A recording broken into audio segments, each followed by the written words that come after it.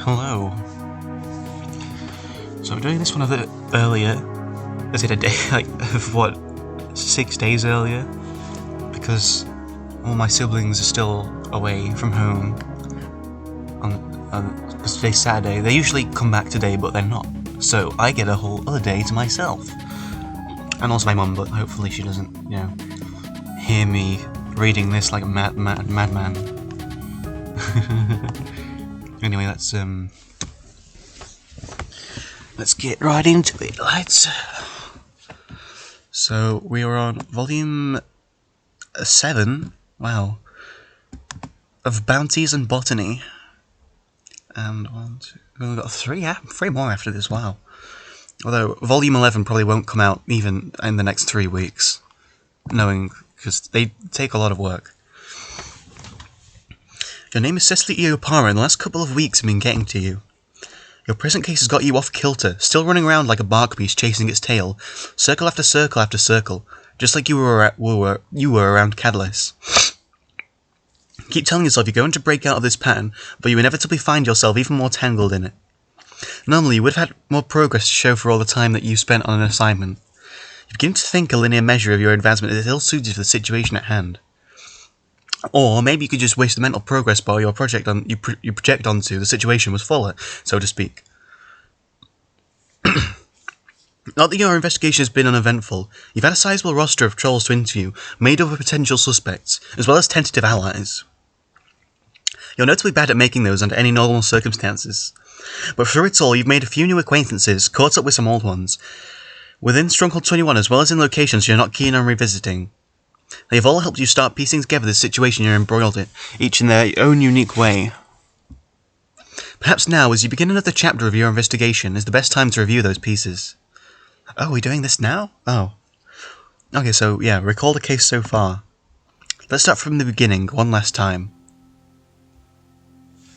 Okay, turn up a bit.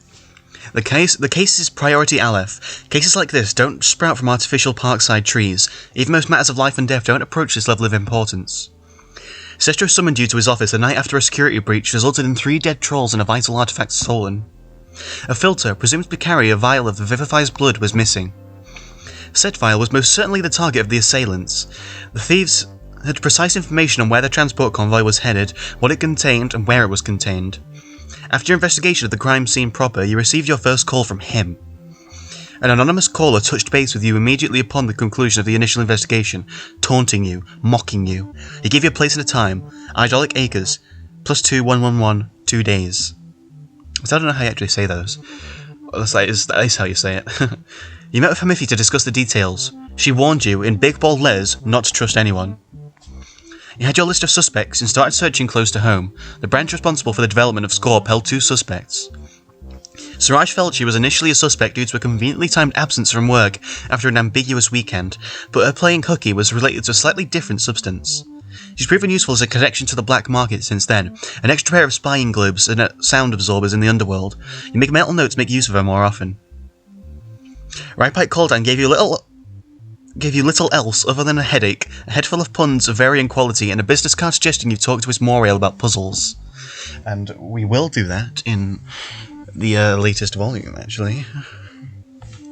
You later discovered that she's an arms dealer, a fact which you're keeping in mind for future endeavours.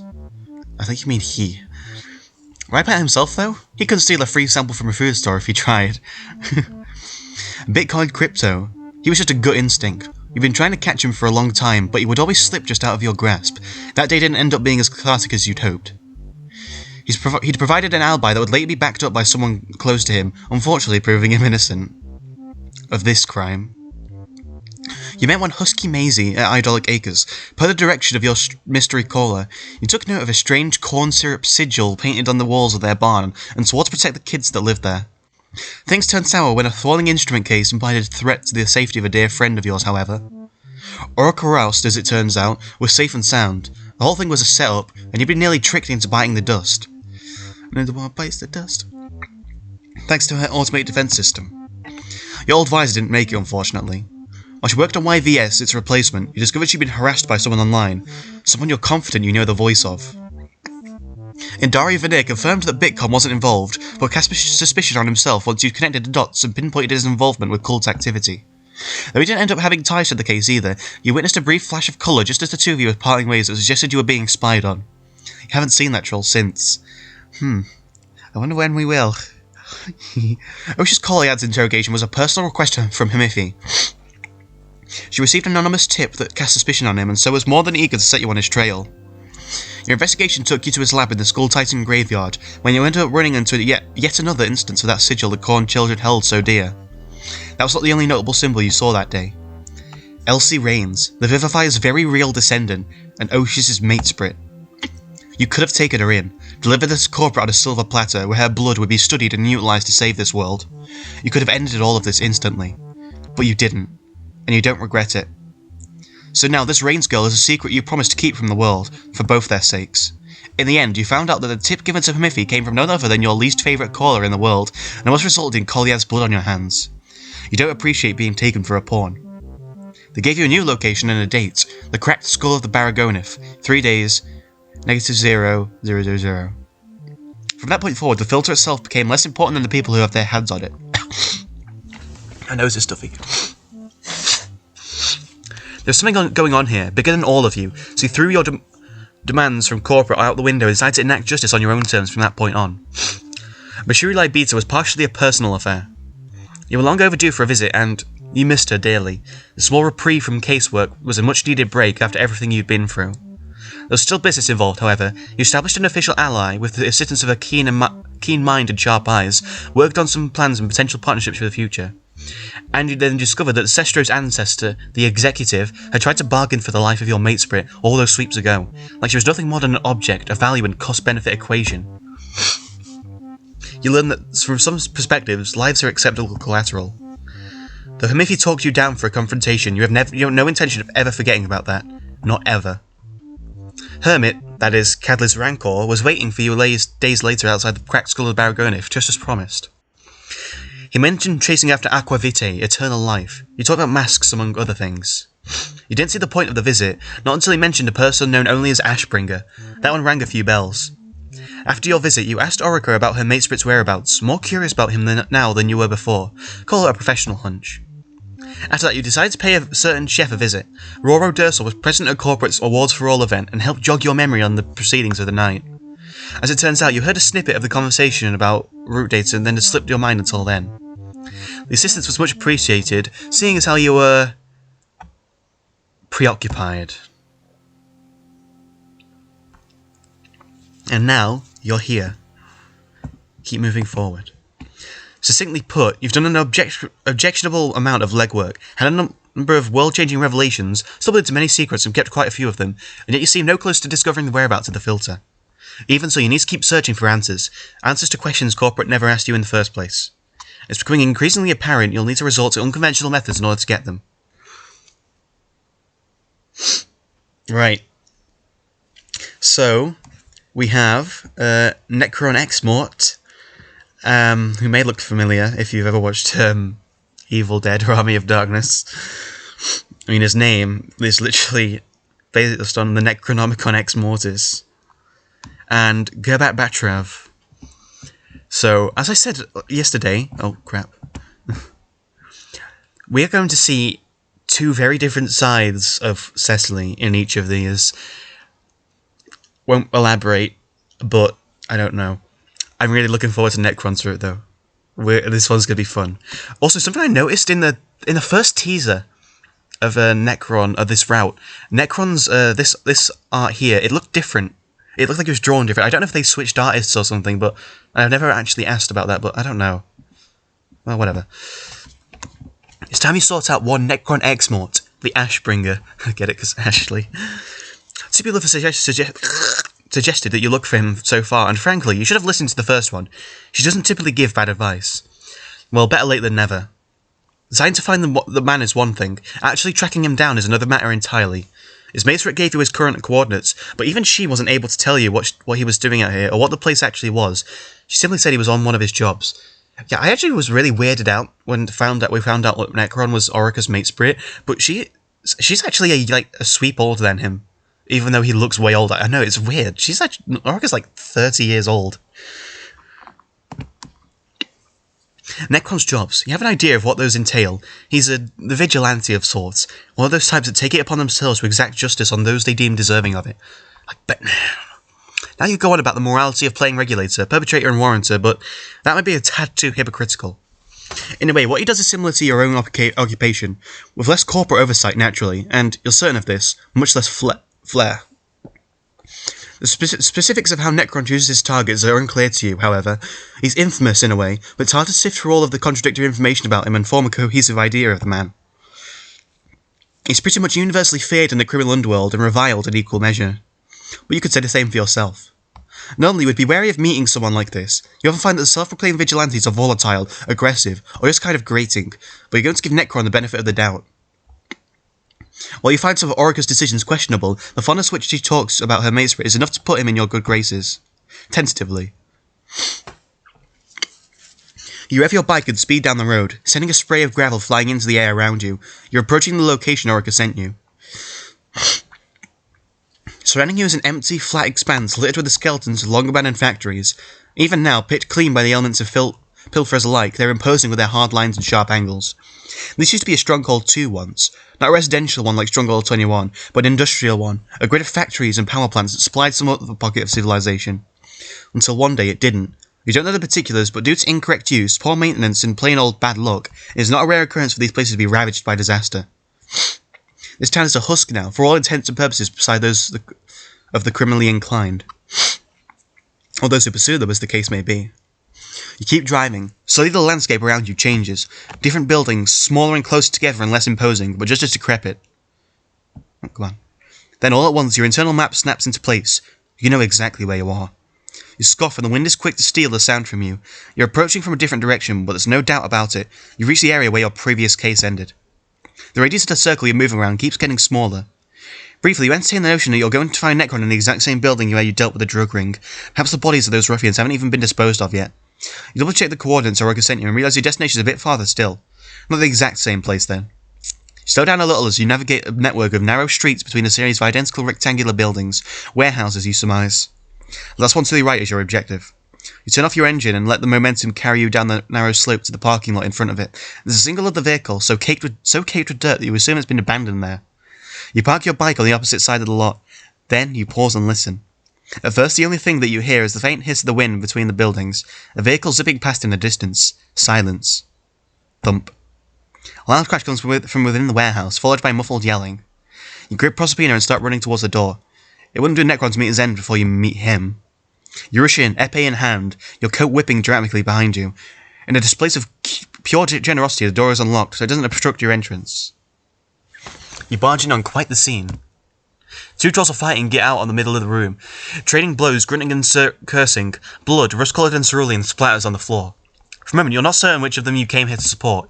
Then you catch a glimpse of a metal hand and you know that its owner is your man. Before you can as much as take a step forward, Necron shoves his opponent back with a grunt, causing them to stagger into the containers lining the wall. They lose their footing, tumble backwards, and collapse against one of them with a shrill sound of bent metal and startled yell that dies in their throat. You flinch. The troll remains motionless. Necron straightens up and dusts off, relaxing from his combat-ready stance. That's when he notices you and spins around to face you. Hello. Oh god, my headphones aren't even plugged in.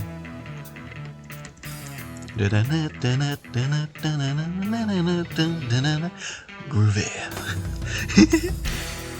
My name's... There's movement behind him. Your eyes dart towards Necron's former assailant as you frantically switch gears to warn him of the danger. I love Necron's theme. He just gives a wide grin. Okay, so I think it's evident that Necron will sound like Ash Williams. I'm just trying to remember what he sounds like. Which I don't think I have to because I've watched a lot of Poker Night too. Be with you shortly, sweetheart. Nice fingernails. Just as the troll behind him pushes up to their feet, Necron switches his prosthetic hand to a spoon. They take an unsteady step towards him. A glint of metal flashes in their hand and you know they've drawn a knife. You instinctively lift up your own blade, ready to dash forward before they have taken a swing. Despite the aggravating denominator you've just been given, you're in a charitable mood today. Then Necron whips around and plunges his spoon appendage into the troll's right eye socket. It sinks in with a wet, sucking noise. Blood coats the mechanical hand and drips to the floor. The troll's entire body locks up. Any sound of pain they might have made cut short by the severity of the blow. Hope you like your eggs scrambled. Sweet All-Mother. With mechanical whir, the spoon starts spinning rapidly on its axis. You don't want to think too hard about what happens in this sucker's skull, but it's enough to permanently terminate all of their neurological functions. They're dead before their body slumps onto the floor. Necron turns his hand spoon. Blood and bits of whisked brain matter fall to the floor, but he wipes the utensils off on his pants, appearing unfazed. Just like he thought, he has room for improvement in the elegance department. He gives the corpse a light kick in the side to make sure they are truly dead, and then turns back to you. Let's try this again. My name's... Cecily, I know. Recognized you as soon as I saw you. Oh. We decide whether that's a good or bad thing. He takes a step forwards and gives you a broad smile. Orica's told me a lot about you. The spoon on his prosthetic hand retracts with a series of clicks to be replaced by a mechanical hand. It too is covered in blood, but he extends it for a handshake, oblivious. Likewise. After a moment's deliberation, you accept the offered hand. You really hope this blood doesn't stick to your fingers. You earn yourself another bright grin. This is accompanied by a firmly steely handshake. Righteous! Been hoping our paths would proper cross someday, Regulator. You raise your eyebrows. You can't say you get this one often. Any friend of Sugar's is a friend of mine too. Is my friend too. That's... wow, you haven't heard that term in sweeps. You can't help but notice, though, is how he lights up when he mentions Orica. She does the same invariably whenever he comes up. You don't want to stereotype, but what is it with every blue blood you meet having a vehement love for their mate spirit? It's strange you're happy to see, but wary to outwardly acknowledge. It makes you feel you're infringing on something not meant for your eyes. Before you can dwell on the feeling too much, Necron keeps going. So what can I do for you, love? I'm assuming this ain't a courtesy visit. You're assuming correctly. First of all, never call me love again. If we are to be working together, you will refrain from using terms of endearment with me. Cecily will be just fine. We'll do just fine. Working together? Oh, you're getting a bit ahead of yourself. Let me backtrack a little. I'm working on a case that seems connected to your own pursuits. I thought it would be prudent to compare notes on and see whether between the two of us we have enough information to complete the puzzle. He's considering you carefully, much more serious now that you've broached the subject of his work. He won't be as troubled as late as you. It started with a burglary. Burglary? Ha! That's like a tubular portmanteau. You didn't expect this. It's oddly flattering. Thank you. Anyway, I have reason to believe that my prime suspect is someone of your interest as well. You have his undivided attention. A single drop of blood drips from his mechanical hand as you ponder how to proceed. Would you mind me asking a few questions before I relay what I know? You bet. What's the skinny? Take a moment to collect your thoughts. Okay, yeah, so Bitcon's quirk is that I think however loud he's being or something like that, more crosses appear outside of his words, and also he uses very outdated words, like skinny. Although there is another game will go to playing that also has a guy saying skinny, as in the skinny. Tell me about yourself. Hi, I'm Timmy. About me? I'm just a dude who hunts down baddies. I'm like hella good at it, but beyond that. He considers for a moment. I got a collection of historically accurate replicas of bladed weapons from the Renaissance. That's not even tangential to the purpose of this conversation. If someone related to what you're meant to be discussing, it didn't only miss the mark, but landed in an entirely different building. So you can't help but be intrigued. Decorative or functional? His new grin nearly splits his face in half. Absolutely legit. You could, cleave a troll in half with any of those beauties easy. How many do you have? Last I counted, 17. Respectable. I'm something of a blade aficionado myself. No fake? I had a hunch. He nods toward the epee sheathed at your side. Oh, you hadn't realized when you put Proserpina away. You lay a fond hand on the hilt and allow the two of you a moment of camaraderie over your common interest. Perhaps Necron has more refined taste than you gave him credit for. Then you ponder your next question. Okay, so I know we're just getting into the questions now. This is a pretty lengthy route. Yeah, we'll see. The troll you just murdered. Oh, that wastoid? That was one fucking handful, I kid you not. Got a kick out of preying on unbonded trolls. Far as I can tell, he had at least a dozen more bondmates than he should have. Sucks like people still fall for that trick. Totally bogus. Your face contorts into a grimace, almost of its own volition. albeit repugnant. Such acts aren't unprecedented. Every so often you hear about trolls who use bonding as a means of sowing pain. They're no better than a killer in your eyes. Even worse, perhaps. With the way your species' body chemistry works, you can bond with no more than 2 partners. Your society isn't kind to those who try to circumvent its limitation. Those caught with more than 2 bonds are cast out, left jobless, treated worse than criminals. You know, perhaps better than most, that not everyone who is willing to toe or cross that line has malicious intent. But the troll's body is slowly getting cold in front of you undoubtedly did. The methodology is clear. He seems to have taken a page out of Ace Rigger Switcham's playbook. Okay, so this is... I'll just start this. Ace Rigger Switcham is the name of the ancestor of a character from Vast Era, so people aren't going to know who that is. It's probably not going to be brought up again in this either. As far as you know, it was Switcham who started this trend. He had no reason to, besides his sick enjoyment of other misery. That and the cocktail of hormones that come with having more than 2 bonds must have been a powerful drug. One can assume that at some point the withdrawals he made himself go through turned into a literal high. Ugh, that sounds horrible. Some speculate he's more responsible than Caesar for the doomed path your society is now on. That's also another ancestor of a character. He was actually brought up in the prologue. No, not prologue, Volume 1. Yeah, Calder. You don't know much about that, but it seems clear that if it hadn't been for Switcham, the way your culture views romance and sexuality might not have turned out quite so black and white. Yeah, the bonding system is heavily flawed on Repeton. You look at the corpse on the floor with newfound disdain. You wish a troll was still alive just so you could kill him again. But it would help the people he's left behind, and clear your throat. Are these the sorts of trolls you typically pursue? He nods. More or less. Plenty of folks out there looking to hurt others in messed up ways. Now you need me to tell you that. I keep busy. Depending on the source, you've heard different examples of the kinds of trolls he keeps busy with. Some say he goes after murderers or predators like the ones whose blood are currently congealing on the floor. Others that he targets people who, well, defy your culture's relationship conventions. Let's go with that. In any case, you're not sure where the truth lies. You stare at the man before you and he holds your gaze, smiling even as confusion creeps into his features. You just look away as the familiar bitterness of your guilt closes up your throat. Would he make you his enemy if you knew how you felt? You don't find it within you to ask just yet. Instead you focus on business.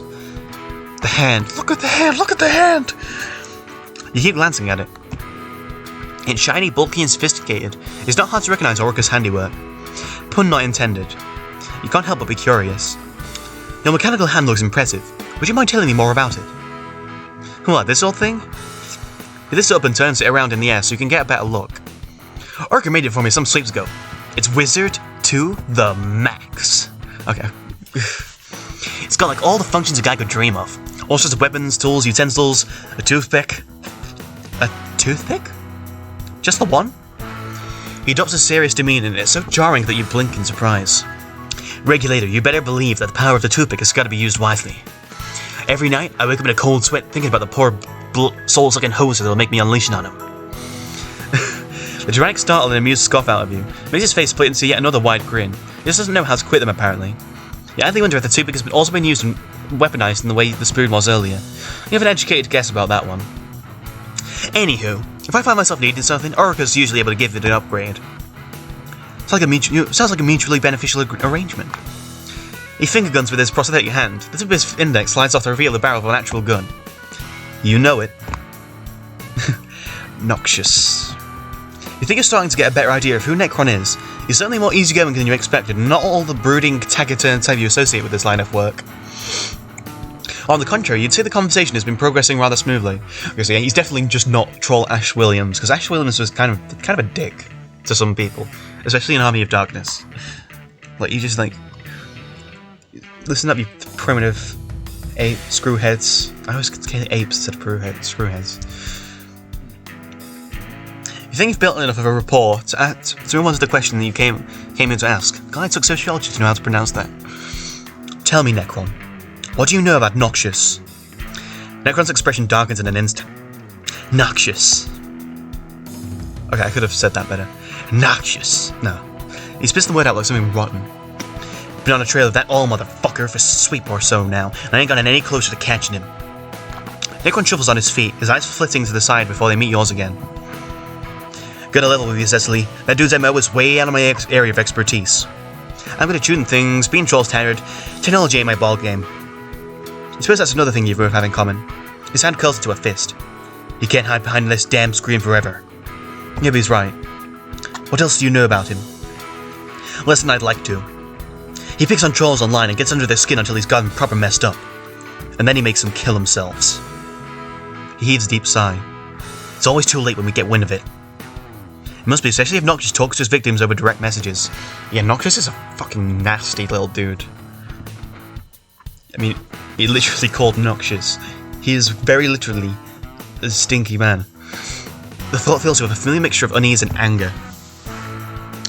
He was targeting Orica too. Obnoxious antidotes. You recall his chat logs with Orica that you went over while you were at her place. She listed off several other trolls' handles. It's not a leap to think what happened to them. What almost happened to you. I mean, well, you didn't kill yourself, you almost got killed. Necron staring at... Shit. Charger, come on then. Hold on.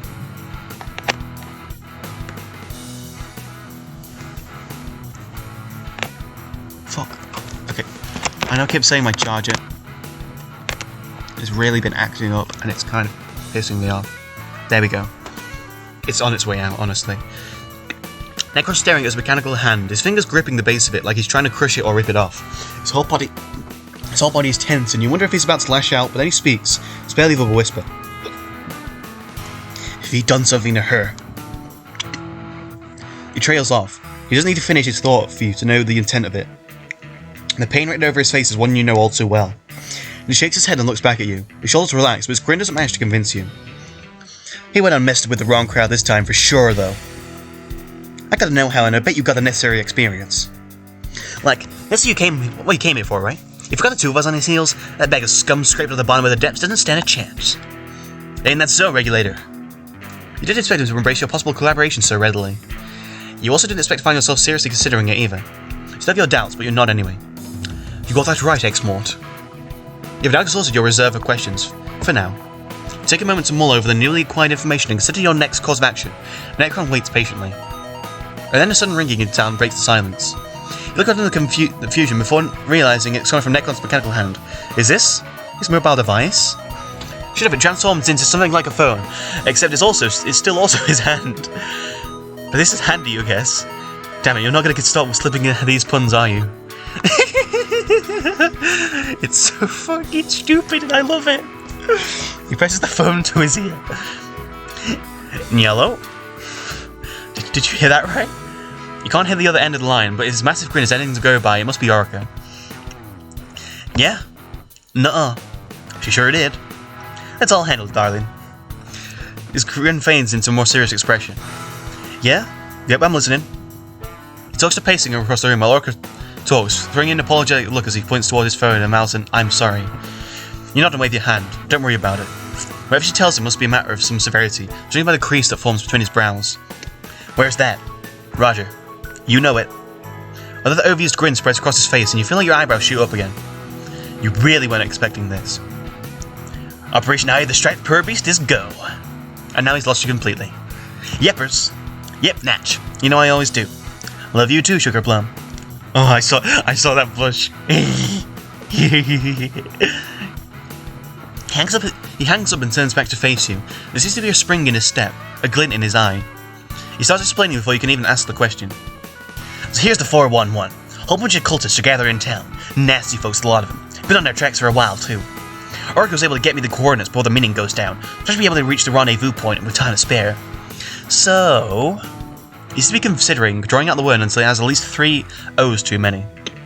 How's about you come with me, Sugar? We talked about the pet names. Right on. He scratches the back of his neck and he shovels on his feet. Anyway, Cecily, how's it sound? Okay, I'm kind of struggling with his voice, but I can't do an exact Ash voice, but whatever. You weren't planning to follow Necron around while he's chasing down his targets. If anything, you wanted him to back you up with information, or if you're particularly impressed, perhaps even as a sidekick. You can see his idea has merit, however. The thrill of getting an opening during a case is something you understand very well, especially if the case in question has overstayed its welcome. In the interest of the future cooperation, you don't want to hold Necron back from pursuing this. Not to mention that it would be in rather bad form.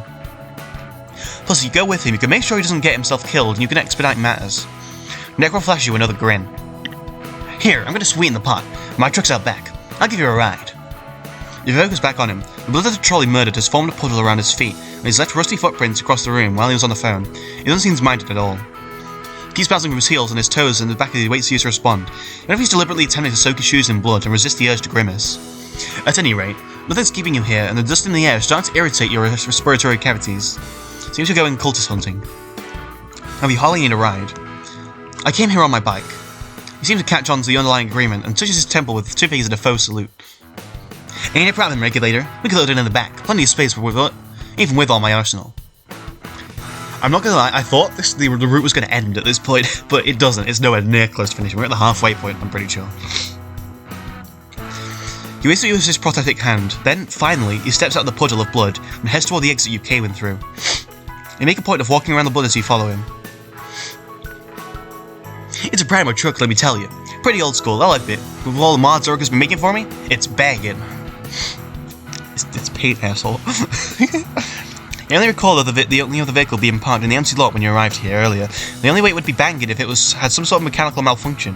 You're willing to believe it has plenty of those. You cast a silent glance at your new acquaintance. The blood isn't only on his shoes, and it isn't only rust-coloured. His clothes are worn and dirty, new stains overlapping old ones, the hems threadbare. He wears the tears as a badge of honour, and he supposes in a way it is. A reminder of past battles, of past victories, but mistakes too. If he hadn't made any, there wouldn't be no cuts on his clothes. You understand the sentiment. You're also utterly unsurprised to find out that the beat-up truck you saw before really does belong to him. He lays a hand on the scratched paint and beams at you. A beaut, ain't she? Like, totally radical. This doesn't pause long enough for you to need to think of a reply. Got it when I quit my retail job. Was so amped about it too at the time. I've been saving up. For a long time too. Still end up spending my entire last paycheck on her. He chuckles, so memory's clearly a fond one. Good thing I had Orica there to save my ass like she always does. Still. Pats the truck like a beloved bark beast. Best purchase I ever made. You worked in retail? Yep. He props his elbows on the side of the cargo bed, running his hand through his hair. Used to be a manager at a supermarket, and I was damn good at it to boot. Needed a box to fill out my employee of the blink plaques by the end of it. Try to imagine Necron in a supermarket uniform. Gives you vertigo. You've heard retail does things to a person. Anyway, you push off the truck and dusts off. You can see the imprints of his elbow on the surface. The dirt covering the truck is so thick that you could use it as camouflage on the beach where Orca's cave is. You said you had a bike. You did. Resigned you nod towards where you parked it.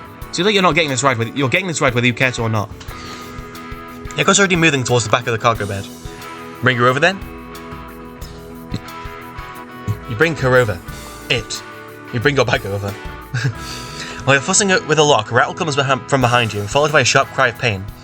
You whip around, hand already up Rosbina's handle, your whole body taut. You're ready to witness Necron being attacked, or accidentally mauled by one of the many weapons stocked in the truck. So you see him popping in place, face contorted in pain, his left hand gripping the front of his right leg. The hatch on the truck's back hangs open. Pardon me. Or what you imagine his shin used to be a mere couple of seconds ago. You shake your head. For all his swagger, this man could trip on even ground.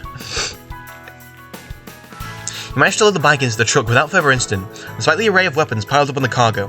Then Necron walks around to the open door for you. A spark of irritation flares inside you when his mechanical hand reaches for the handle. Last time you checked, you were able to operate doors just fine on your own. You look at him, eyebrow arched, and he gives you a somewhat sheepish grin back. Got a busted hinge there. He goes to the exertion to force it as it forces open. The door lets out a loud, tinny creak. With a flourish, he motions to a passenger seat that is now freely accessible. If nothing else, you would have to acknowledge his thoughtfulness. You climb inside and pull the door shut. While you wait for Necron to walk around the front, you take a look inside the cabin. It's neater than you expected. A plaque with a gilded inscription decorates the dashboard. In cursive it says, Employee of the Blink. A small picture of Necron and Orica is tucked underneath it. You sigh with a reluctant measure of fondness. Just below your eye catches a mishmash of what you assume are roadside tunes. I'm gonna bond with the highway. Blush colour? Hardly know it. Twin and Kaikai could devour me whole and I thank them. The list goes on. You're not surprised to see Smash Mouth in his collection. Necron hops into the driver's seat and hits the ignition, flashing you another wide grin. Time to book out of here. Book it? Nah, just book. You sigh and give him a third nod. Time to book. This is you leaping back and adjusting to the seat, and the engine sputters and chokes. You reach your eyebrows at Necron. She does this sometimes. Not to worry, I got it. It takes a few more attempts, but eventually he does got it. The engine coughs like someone politely announcing their presence and then settles into an even purr before rising off the ground. There we go. You take the truck out of the parking lot in a smooth curve, and you're riding back the way you came. Same open landscape stretches out around you, but this time your eyes linger on the skeletons of the old factories, sort of your destination. It's as likely a possibility as any. There's no shortage of old abandoned buildings on your planet, each of them a appealing spot for shady types to gather and conduct their shadier affairs. There was this one case that took you to an abandoned toy store. That was one choice of backdrop you weren't really able to understand, but to each their own, you reckon. For the time being, it's calming, almost, not to have to worry about where you're going next. You often get to sit back and quite literally enjoy the ride. You make yourself comfortable and watch the world slip past. It's a few minutes before Necron breaks the silence. So, Regulator, you never told me about this murder that's got you so troubled. You suppose you didn't? After considering for a moment, you presented with a rundown of your situation, as you reviewed it for your personal benefit some hours prior. It's concise, to the point, and it includes all the relevant information without getting sidetracked into unnecessary specifics. Your visit with a certain scientist you admit entirely. Necron listens attentively, humming and nodding as necessary as when you're done. He lets out a bark of laughter. Really quite a sit you got in your hands, huh? It's been shaking up to be one, yes. It's got noxious stench all over it. This how investigating usually goes for you, or? You scoff. Hardly. It's all part of the job, however. Damn right. You give him a sidelong glance. I think you've encountered your share of conundrums then, besides the one that's currently occupying both of us. Oh, most definitely. There's always the sickos that like yanking your chain. It's all part of the job. Give him a pointed look, but he pretends not to notice and focus on the road ahead. How'd you end up doing this anyway? Seems quite a leap between Supermart and... You just across the truck interior. You can make out at least 3 different firearms just looking in the rearview mirror. That's because you never worked at a supermart. You're perfectly willing to accept this explanation. Now, legit. The supermart was alright. Short term. Would've got stir crazy if it stayed much longer, though. There's so much grody shit going on out there. So many trolls hurting and killing others, all that static. I read that weirdly. Your eye snapped to his face. So you decided to do something about it. Yep. He glances at you, expression as dark as when you were discussing Noxious earlier. Lots of folks don't get what I do, why I do it. As far as I'm concerned, they're better off like that. But I wish there was somebody like me around back when I left school. And yeah, I know that sounds silly up my waist shoot when I say that. He flashes you a smirk, but it fades just as quickly. You know, Orica, she was hurt by people like these. The times I go after, I mean. And like, it was just the two of us back then. I couldn't let that happen to her again. Or anyone else if I could help it.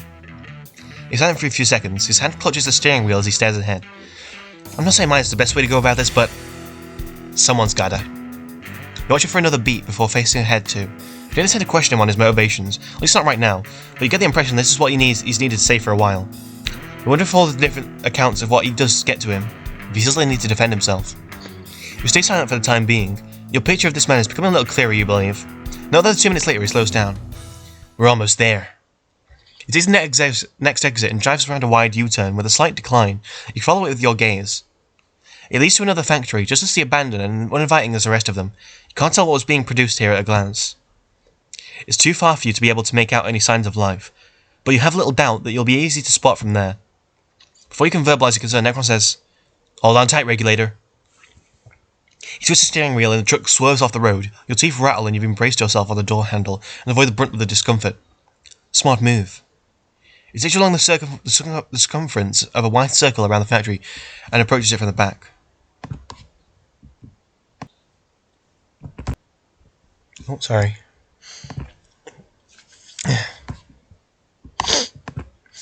Not unlike what you did earlier, he slows down until most of what's propelling you forward is the momentum of moving downhill.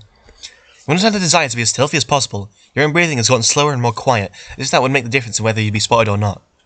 The factory looms before you now, close enough to see the stains in the rust of the walls. Colourful writings and crass drawings covering them suggest that many trolls made their way here over the sweeps. You have yet to notice any signs of life. The truck inches another short distance ahead before Necron hits the brakes and turns off the engine. Let's walk. You nod. Ever so carefully, you crack your door open and push it until you can feel the resistance of the broken hinge. The openings you're left with now is barely big enough to slip through, but you take that over the risk of the doors creaking. Shimmy your way out of the truck. Necron joins you in front of it, almost as quiet as the two of you make your way forward. Neither utters a word. Beyond the soft crunch of gravel underneath your feet, there's not a sound that you can hear. Necron gestures towards a set of double doors. One of them hangs open. Dust and debris have filled the crack, keeping it in place. Inside you can glimpse only darkness. You quietly approach the door with Necron in the front and you on the lookout for any movement around you. Necron lays his hands on it and nods at you. You follow suit. Slowly, carefully, you push the door open together, stopping whenever it feels like it might creak. Thankfully, you manage to open it wide enough without a sound. Necron touches his prosthetic hand to what appears to be a shotgun and walks in first. This is my boomstick. You follow after him, Proserpina firmly in your grip. Oh. Well, guys, look, it's a funny number. Oh, look at all this. Oh, hey, look, there's a Spider-Verse reference. A lot of Naught Father imagery. You step into a single open space with a high ceiling and various equipment scattered throughout it. You then pause to try and discern the purpose of them. They've long since been unable to fulfill it if the rusted, dust-covered surfaces are anything to go by. There's graffiti all over the place. Immediately you recognise a lot of it. Isaac those you saw in Husky's barn and Elsie's symbol and this one of Osh's other friend, animated humorist, again and again all over the place. Did these start to crop up on you recently, or have you not been paying attention before? There's so much in this world that seems to have escaped your notice until now. You and Necron tipped your way around a big machine towards the centre of the room, each of you ready to use their respective weapons. And after you made a full circle back to the doors you came in through, Necron lowers his armed hand. Looks like we're early to the party. Sheathe your blade once more. Seems that way. We should find a place to hide and keep an eye on the entrance. He nods, already scanning the room. Over there. Oh, back here. You head over. It's been a while since you needed a stakeout, but you can feel that familiar thrill of anticipation. Oh, am I suddenly speaking with a lisp? The two of you settle in your hideout and get ready to wait. Well, whatever. For a while, everything is still and quiet. Dust floats in the air, shimmering in the faint light that drips through the windows. Beside you, Necron shuffles. Hey, Regulator, can I talk to you about something? Consider the risk of talking while you're waiting for an unknown number of potentially dangerous cultists to show up, but then shrug. It's likely you won't be able to hear them first. Yes, what do you wish to discuss? He shuffles again. You give him a look. It seems unlike him to be so hesitant. So you know me and Orca are like a thing? Yes. As does anyone who spent more than 5 minutes in the company of either of them. Right, yeah. It was starting to get a little concerned for him. She's been my BFF long as I can remember, and we've been going steady for over a decade. He wants to indicate that you're listening, even if you have no idea where this is going. We ain't bonded yet. Oh. There's going to be that kind of conversation. Bonding is the highest form of commitment between two trolls in a flush or pitch relationship, for understandable reasons. The decision to permanently alter your body's chemistry to match your partner's, to quite literally become linked to another, there's a finality to it that can be intimidating. It's not to be taken lightly. Except to be taken. You most settle on their red and black bondmates much earlier than Necron, although he's still rather young too, admittedly. You wonder if you're the right person to discuss this with, so if you aren't even that close, you literally just met today. Is this way of telling you he's nervous, or does he really trust us quickly? Necron glances at you, seemingly waiting for some sort of reply. You hear yourself saying, "Go on." Oh my god. She's been wanting to him for a while, and so have I, but he's absently playing with a switch on his mechanical hand. Here isn't the one that activates the built-in heat-seeking missile. You don't think he actually has one. Don't be surprised if he did, is all you're saying. You know Orica. She deserves the fucking world, and I don't want to end up regretting me. He sighs, still fidgeting with the switch. Next, there's also all this shit. He gestures around the room. That makes it what I do, Regulator, but like, what if we bonded and some dick for brains gets the better of me? What happens to her? She lives with it. She grieves, and then she gets assigned a well-trained temp. She makes friends with the void inside her. She doesn't move on. Not because her body never lets her, not because of the constant painful reminders of what she used to have, but because she would have never forgiven herself if she did. Or perhaps that's just you. Thankfully, Necron doesn't respect a reply with this time. Reckon what I'm asking is, I don't know what the time is right. The time is right. You're really not the right person to answer that. Never. As soon as possible. It's always going to be a risk. That's just the world you live in, the way your bodies function. There's never going to be a perfect time. But that's no reason to never try it, is it? After Alina's death, you've asked yourself more than once if you'd still make the same decisions if you knew how it was going to turn out. The answer never changes. Necron's turned to fully face you now, his expression earnest and expectant. You might have felt this way once too. It's hard to be sure across the distance of time and bitterness, though you feel these relationship conventions have always been alienating to you. But this isn't about you, and Necron's still waiting for you to say something. Have you talked to her about it? Yeah, kind of. Kind of? Not really about the dying stuff, but she's gotta know. And what does she think about it? He turns the switch into a prosthetic all the way, then it turns into the flame torch? We're starting to yell, but everyone quickly changes it back to her hand. Whoa! Anyway, she says she understands the risk, but she still wants it. Has for a long while now.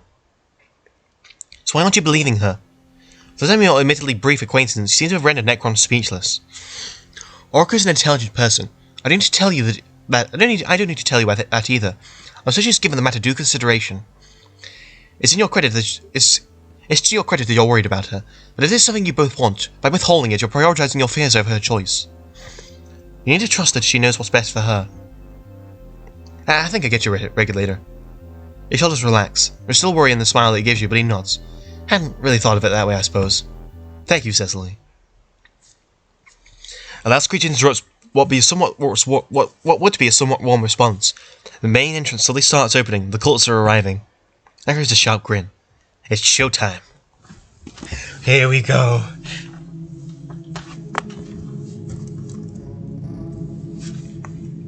They start pouring in from both corners of the decrepit building. Two big, garishly dressed groups of people. It isn't hard to tell which their religious allegiances lie. Uh-oh! On the right side, a dozen or so mirthomaniacs parade in, slowly, practically exuding smugness. All of them are purple bloods. So if you've read Vastera, you might recognize who this person is. You won't expect anything less from them. The Mirthomaniacs are just about the last group on this planet that cares so much about blood colour. And it's you. Entering stage left, harbingers of the Alpocalypse. You can tell because all of them are wearing that gaudy screwball mascot disguised as a mask to disguise their identity. All of them except for one. You focus on the maskless person, a sense of familiarity tugging at your mind. Of course, that's the same girl that you saw scamper off after you interrogated Endari, albeit in a somehow even tackier set of garbs. You'd had an interest in this meeting because you thought it would be a light reprieve from the recent endeavours, but now you're at your full attention. So yeah, these two characters have gone from minor background characters who we thought hadn't had any relevance to very important side characters from this round. Beside you, so is Necron. He's frozen, eyes darting back and forth between the two groups. He looks angry is an understatement. He looks like he has a personal vendetta. Is Pest catching up to him as well? You gotta be shitting me. He hisses the words out through the clenched teeth. Something isn't right here, more than you suspected even. What? That damn book, the black one, you see it? You look a little closer, scanning the crowd for what he's describing. Look at this loser. The everly large Mirthomaniac representative at the front is holding the stark black book with some sort of symbol in white on the front. It looks almost alchemical, first era, not like any of the other tomes housed for corporate purposes, or even a general guide. You've been positive that anything like this had burned along with the rest of what remains of the Renaissance. If you had known, you would have asked Sestro, or even Cadlis, for more information. That thing right there has been causing so much fucking trouble.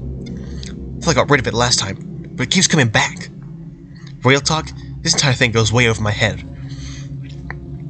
Blade's hosts have been passing around like chump ball on a weekend. It's always them every time. Regulator, we gotta get that thing.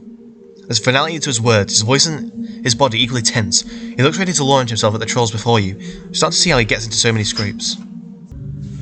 Okay, sorry,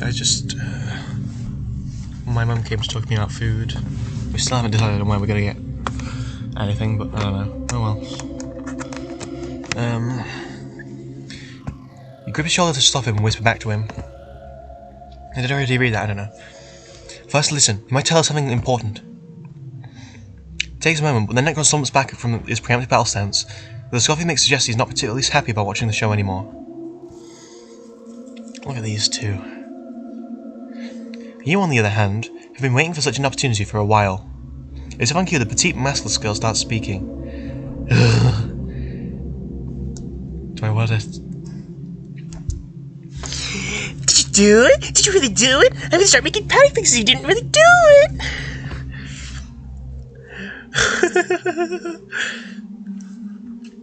I could have read that better as well. Her voice is high-pitched and lilting, as if she's moments away from bursting into song. It makes your skin crawl. The man holding the book, evidently the leader of this group of mirthomaniacs, is the one to respond to her, his voice booming every other word. I'm not going to read it like that. You really don't know when the party stops, do you? Thanks to your elevated contraband, it worked out just fine. Contraband? The book? Yahoo! See? Such a cruel task after all, now is it?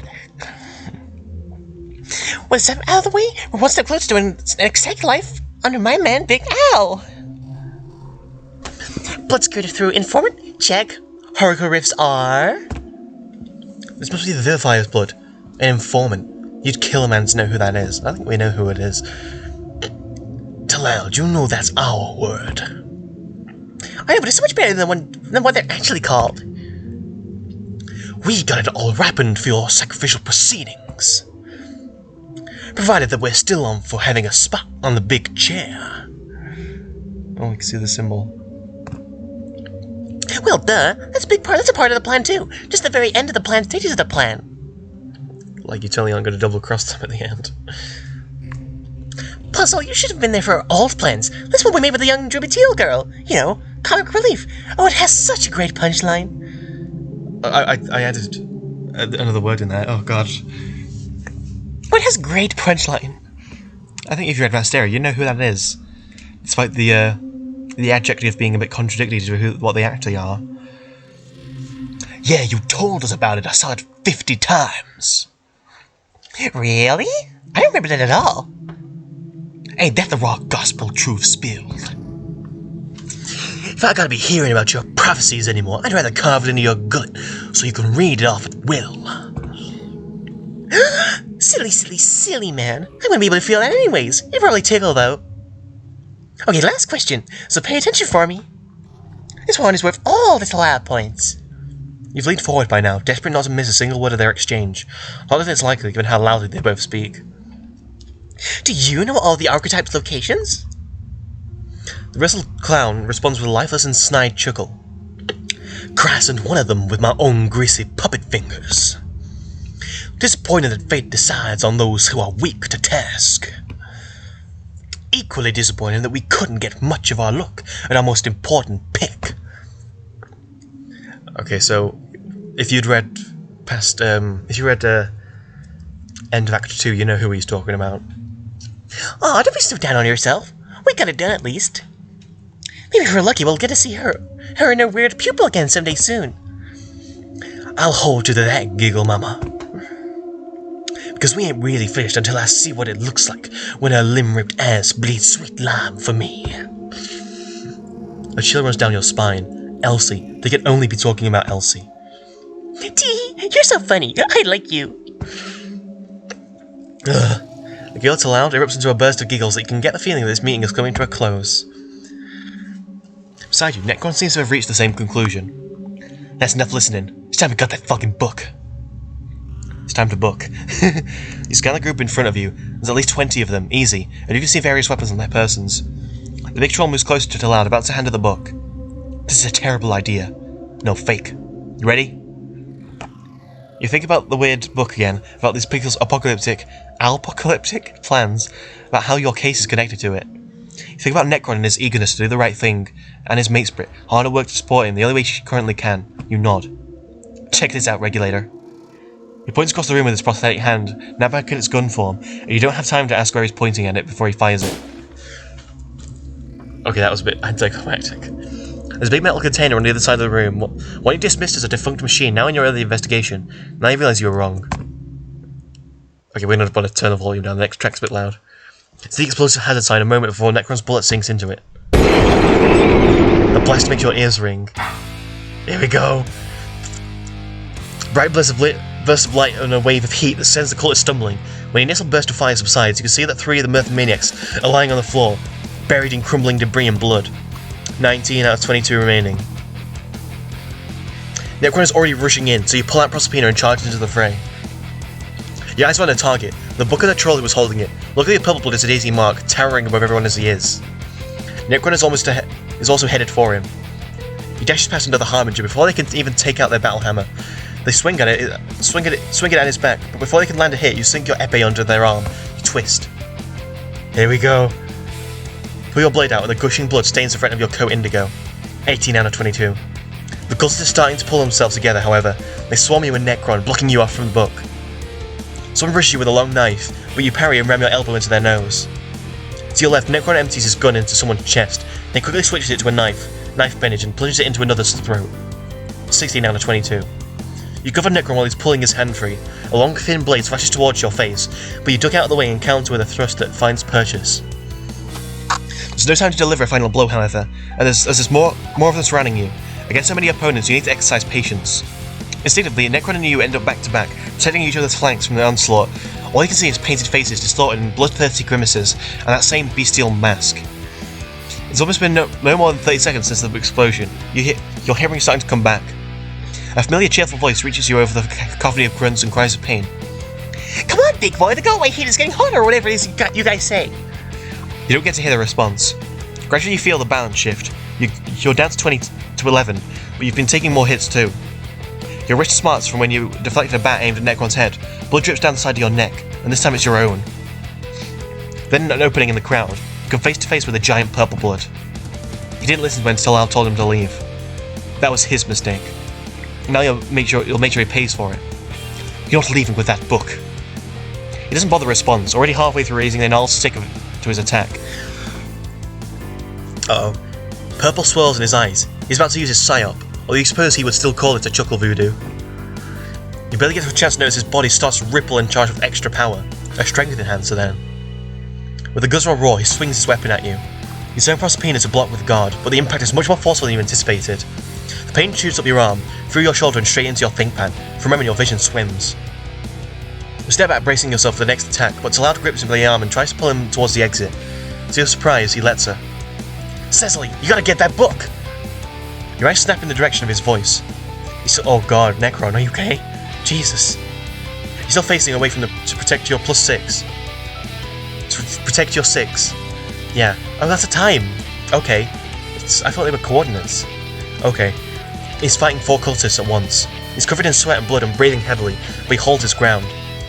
A well-placed kick sends one of his opponents crashing into another one. Yet a third one immediately takes their place. You turn back around to dodge out of the way and a bat aimed at your face. You can't hold them off all by yourself. Hear the roar of a chainsaw and see a burst of purple straight through the air. You feel the floors give as another dead body collapses. 9 out of 22. Go now! I got this! Tucker has almost reached the door. You're running out of time. You feel the single thread of a lead you have is about to tear. With a growl, you shove a baton-wielding troll out of the way and bolt for the door.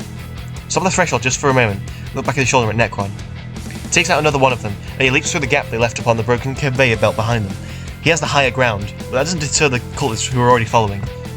Oh my god. He meets your eyes for a second and gives you a thumbs up. His face twinges in pain, and a spear sunk into his thigh. He stumbles back, barely deflecting a sickle arching towards him, and there's so much blood of him you don't know how he's still standing. You must rush back in to help him, but you catch yourself. You turn back and run out of the factory. There he is. You spot the troll just as he's legging it away from the factory with Talal in tow, and give chase with a cry of anger. You may have made 5 steps before 3 figures spring in front of you, blocking your way. Not so fast, Bonk. Your blade jammed into their throat, cuts off the rest of their sentence. You don't have any patience left for this. The troll you're chasing stops. His companion almost crashes into him. He turns around to face her, slowly, like he's got all the time in the world. What are they doing?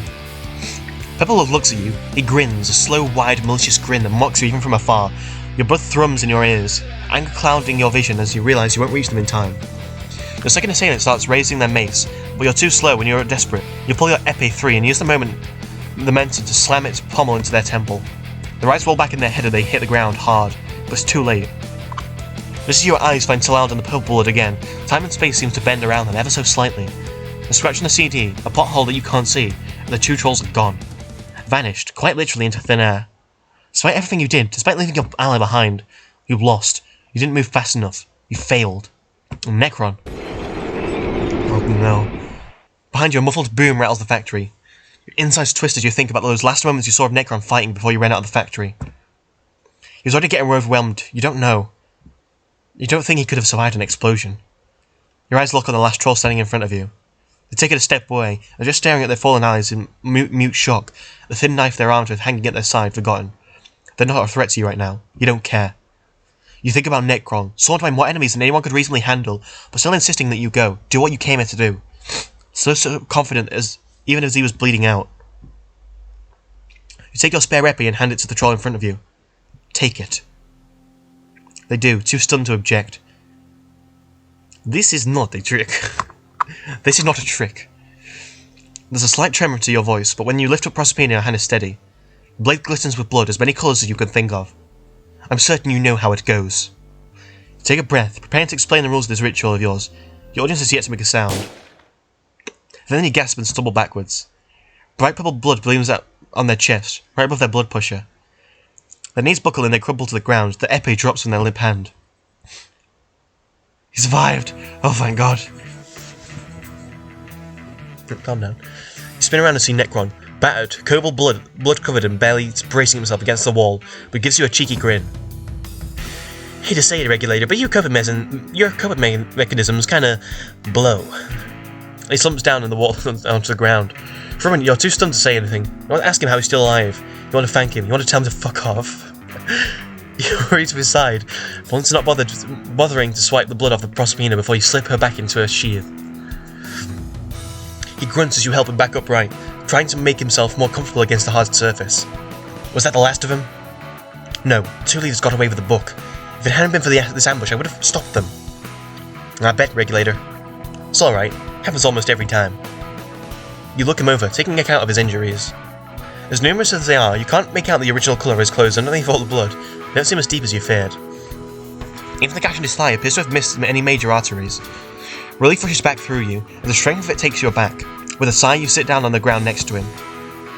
Well done back there. Necron throws his head back and laughs. He stops immediately, gripping his side with a hard wince. Anyone ever tell you gotta loosen up a bit, Regulator? No. Still, you crack a smile despite yourself. Necron beams back at you. We should take you to a medical specialist. Yeah. Can you find a way to Orca's from here? Orca? Because I don't think a tiny band-aid is going to be of much more help here than it was for your concussion. Not even a few dozen tiny band-aids. Hell yeah. We'll teach you how to do first aid. She can patch me up nice and proper. You decide not to argue the point. Grunting, you push back up to your feet. Fair enough. Let's get you back to your truck.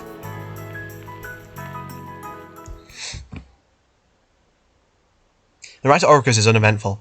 It's been a while since you've been given anything but your bike, but you get used to the bigger, heavier truck quickly enough. You try to go as fast as you can without rattling you both too much, and keep an eye on Necron's injuries. Seems to be holding up well enough. The last day of your journey is the toughest. Navigating the beach toward Orca's home is even more challenging than when you have to support another troll's weight. Doubly so when he's limping so severely. Nevertheless, you eventually complete your de facto 3-legged race and reach Orca's door. No more automated weapons greet you this time, just the troll herself. Cecily? Ron?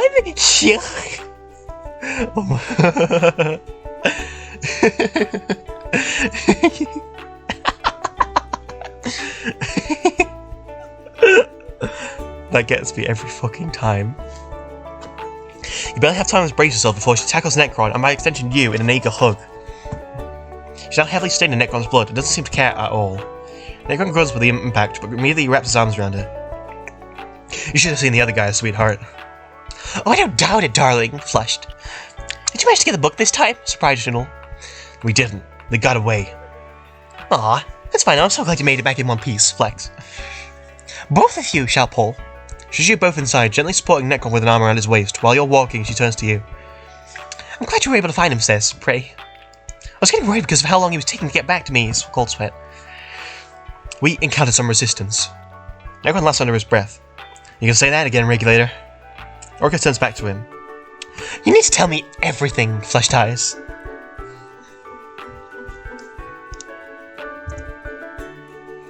Orca sits you both up and retrieves some medical supplies. With Necron's supervision, she begins to treat his wounds. Jack does a fine job to your surprise. He tells her about the day's events in the meantime, pausing occasionally when the pain becomes too distracting. You observe them for a while. This seems like a well-practiced routine. The way Orica just nods to the next wound she wants to treat, and Necron adjusts to give her access to it. Neither of them seem particularly bothered by this. You wonder how many times they've had to do it before.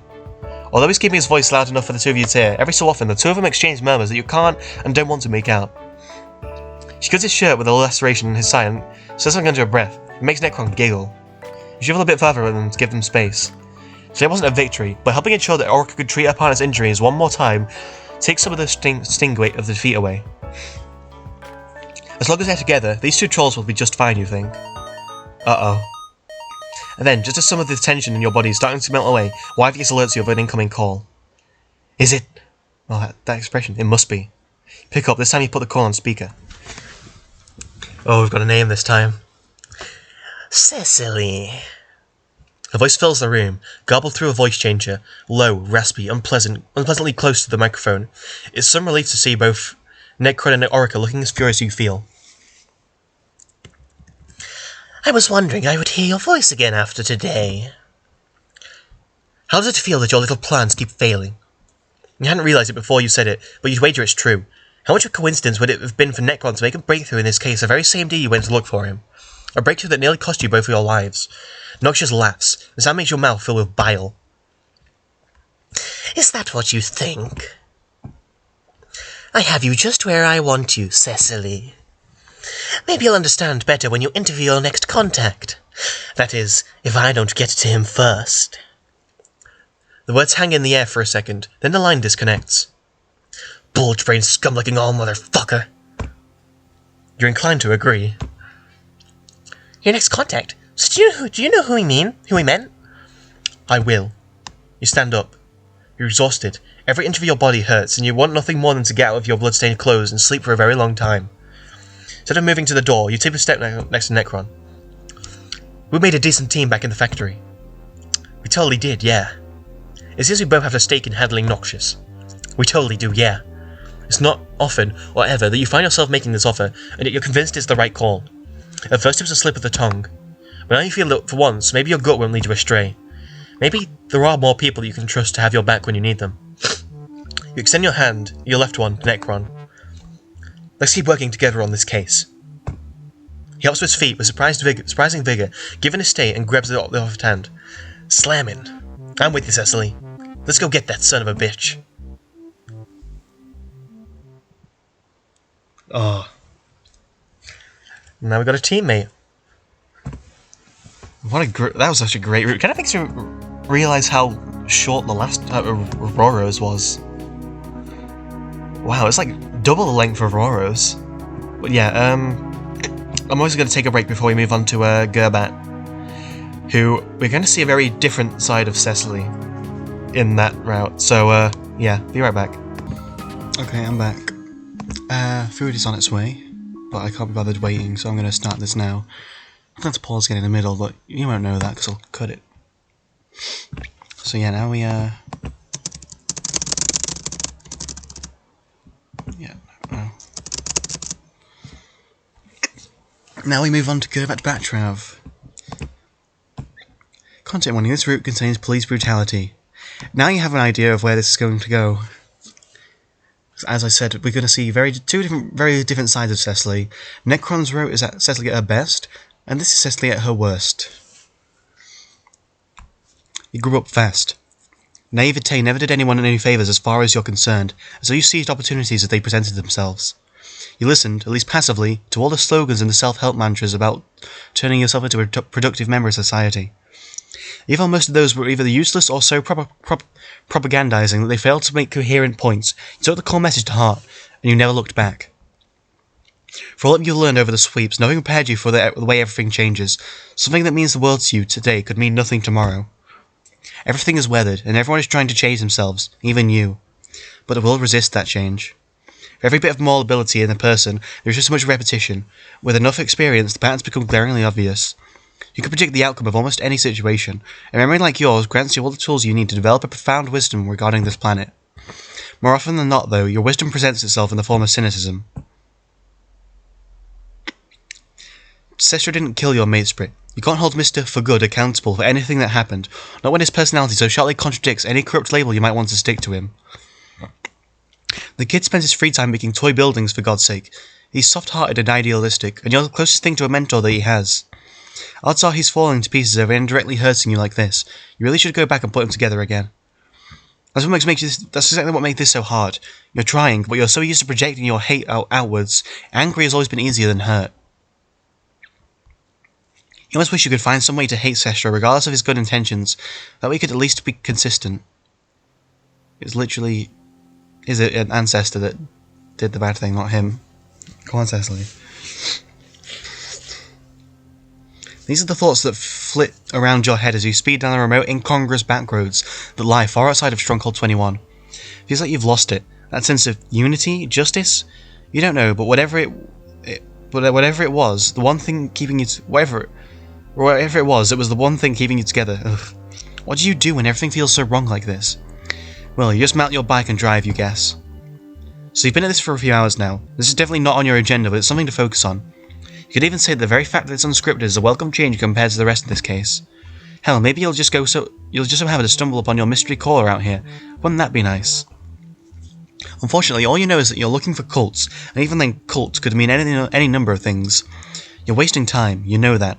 The wind in your ears seems to scream it to you, that no matter what you end up finding, it couldn't possibly shed even a desk's lamplight on this mess.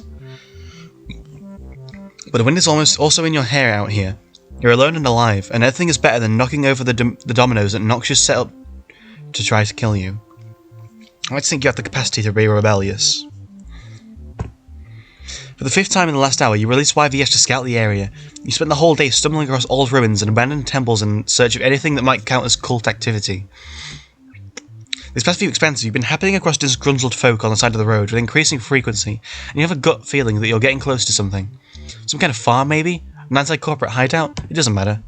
The terrain has been getting steadily wetter the farther you move from the stronghold. The acidity of the rain-drenched ground threatens to sink this whole place into one huge swampy bog. Every now and then, something slithers its way up out of the sludge and reminds you why you never come out this way. YVS flying overhead suddenly veers sharply to the left. She's found what you're tracking. Soon she'll return to you and give you the details, but you're likely to have a few minutes before that happens. In the meantime, you pull over and try and force yourself to think clearly. Oh, look at this art. Wow. Tell you what, Zam does an amazing job. Some days, an irregular sort of music will root itself into your head, occupying your thoughts for hours. It lacks consistency. In fact, you could almost call it a medley if it wasn't so unrefined and inscrutable.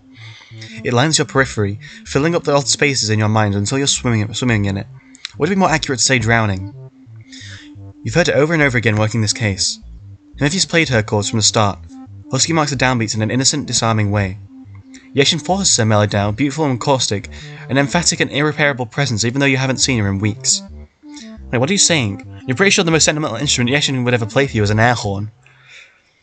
You just set him out of line and tap out chopsticks outside your window or something. It'd be all romantic and grating, just like in that one movie. One movie with the guy with the boombox.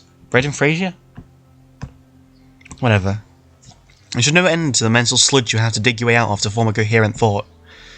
Oh. Oh, Mother, you're exhausted. You bring your hand up to rub your eyes. YVS takes this opportunity to land softly on your right horn. When you move your hand, she reconfigures back into your visor and fills you in on what she found. It doesn't look like much.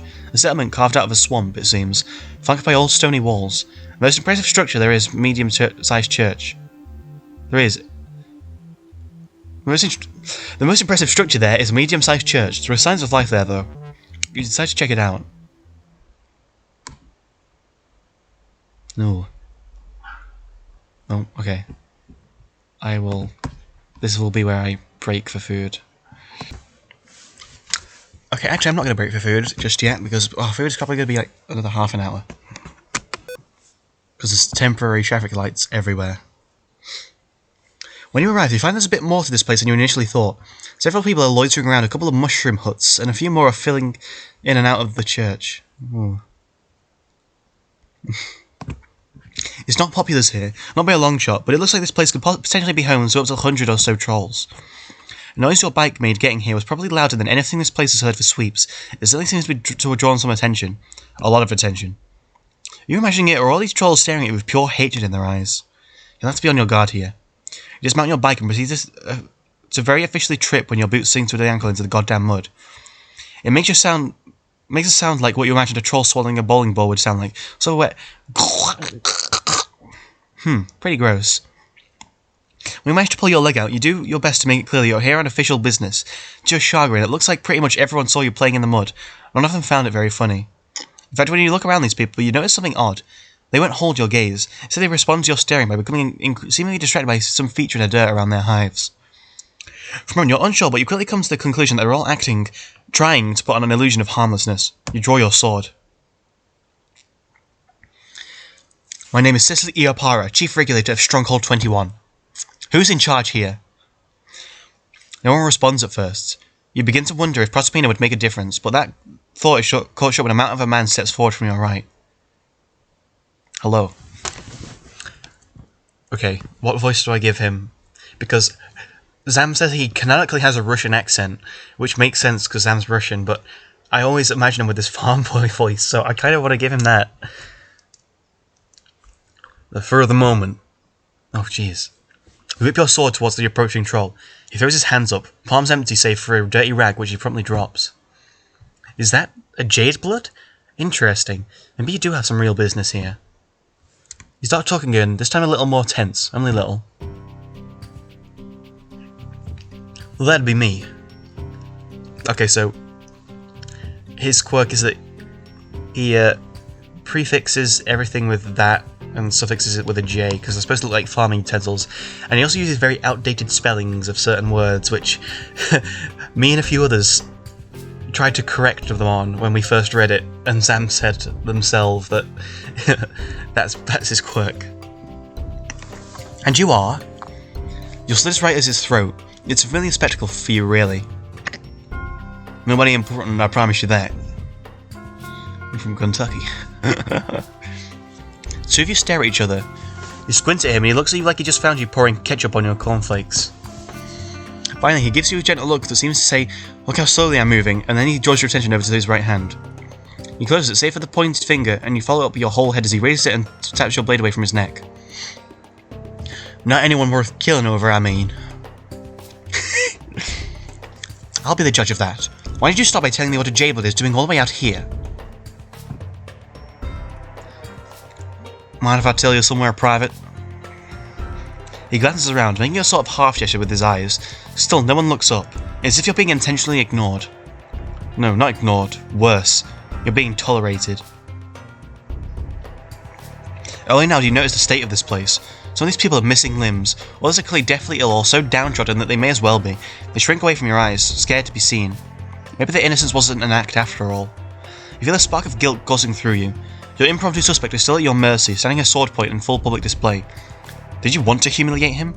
Oh mother, what is wrong with you? You shrug, defeated, and signal for your would-be captor to lead the way. He bends down and picks up the now mud-soaked rag with an almost undetectable frown. You consider apologising, but he's already walking towards the church by the time the thought is fully formed in your mind. When you catch up to him, he's standing just outside the doors to a stopgap churchside greenhouse. He's holding his ruined rag in one hand, and with the other he holds open the door. You press your lips together and frown as you step inside. I feel like an apology is in order here. I hope you can understand, I don't normally threaten innocent people like that. It's been a rough few weeks for all of us. That it has. I'm not sure I got your name. Gurbet Petrov. I know this is your investigation regulator, but do you mind if I ask a question of you? A certain Scorp employee comes to mind. Usually I try to keep things strictly professional, but seeing as I ruined your rag... You better take a moment to think, he huffs. Regulator, is what are you trying to achieve here? There's the first instance of weird spelling. I understand this place may look suspicious to someone like you, but my blood is no excuse to some of the worst of me. Living out here doesn't make these people criminals. He looks at the side. There's another one. I used to actually think that's how you spelled a lot, but apparently not. A lot's been going on these past few blanks. It's not pretty, but it's not what it looks like either. I figured you could understand that. You're making me suspicious, Petrov. This expression sours. I'm only here for information, not to make arrests. As long as there's no need to arrest you, that is. I can give you more information, but I gotta promise that I can trust you with it. All these folks have had some bad experiences with corporate. There's a risk involved in even letting you near this place. I don't want people getting hurt. He's acting suspicious, but not in the way you're used to. He seems desperate, scared of something, perhaps for someone. And what's up with that accent anyway? You can't quite put your finger on it, but every time he says a lot, it makes you wince a bit. It must be some regional dialect. What region? Regardless, you think of all the ways you could manipulate the scenario. You could threaten him. You could lie, tell him what he wants to hear so he spill his guts. Or something about it makes you want to give him a reason to trust you. You've been doling out a lot of that lately. Trust. First Osh's kid and now Gerbat. It's been a while since you felt people could really trust you. Alright, how about this? If what you tell me isn't dangerous or related to my investigation, I'll look the other way. He visibly relaxes. Say, have you ever heard of freshly grown hot dog? Oh, I forgot about this. I'll keep a bunch of them out right over here in the garden. Try one, I insist. Curious. He reaches down to a particularly supple-looking hot dog plant, pulling one of its fruits off with a loud snap. Yeah, hot dogs are plants in this world. I'm not really in the mood. You think I'm trying to poison you or something? You can't help the way your nose crinkles in distaste. Now that you mention it, if you can't even trust me enough to eat a hot dog, I don't know how far this conversation's gonna get. Come on now, just take it. We are going... Okay, so you're gonna want to keep saying refuse here. You wave the hot dog away. Gerbat seems heartbroken. He looks like he might cry. Come on now, Cecily. You can't just let him cry, can you? Turns out you don't really care if he cries. You heartless bastard. Now I come from a long line of people who know not to look gift myth-based in the mouth. And you look at this myth-based up and down like it's some kind of prize show. Do you have any idea how long it takes to grow one of these plants? It doesn't happen over that, that's for sure. First you gotta find the right kind of soil. Then you gotta boil the seed imbibes quick, because it can take up to 6 weeks for it to germinate if the field capacity is even half a centimeter from optimal. And even then you sit around watching a frail little sprout play in the dirt, waiting for the fungi to show up. Can't grow anything without the fungi. And on with the nose that they can be hard to coax out if your soil isn't tilled. Should you stop him? Nah. I mean, just look at the flower structure. You can't tell, I think one species formed there. And once you're done pondering that, you should look even closer to ask yourself if you think that anything is going to grow out of that flower with any kind of speed. If your answer is anything other than I do not, then I have some news for you.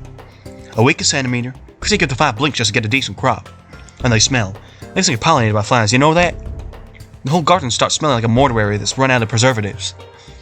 And then once the fungus is done sprouting, the actual fruit has started growing out of it. Only known case of a plant reparatizing a fungal phallus, actually. You know, the meaty part of the hot dog is fungus. The skin on the outside is what we call the fruit.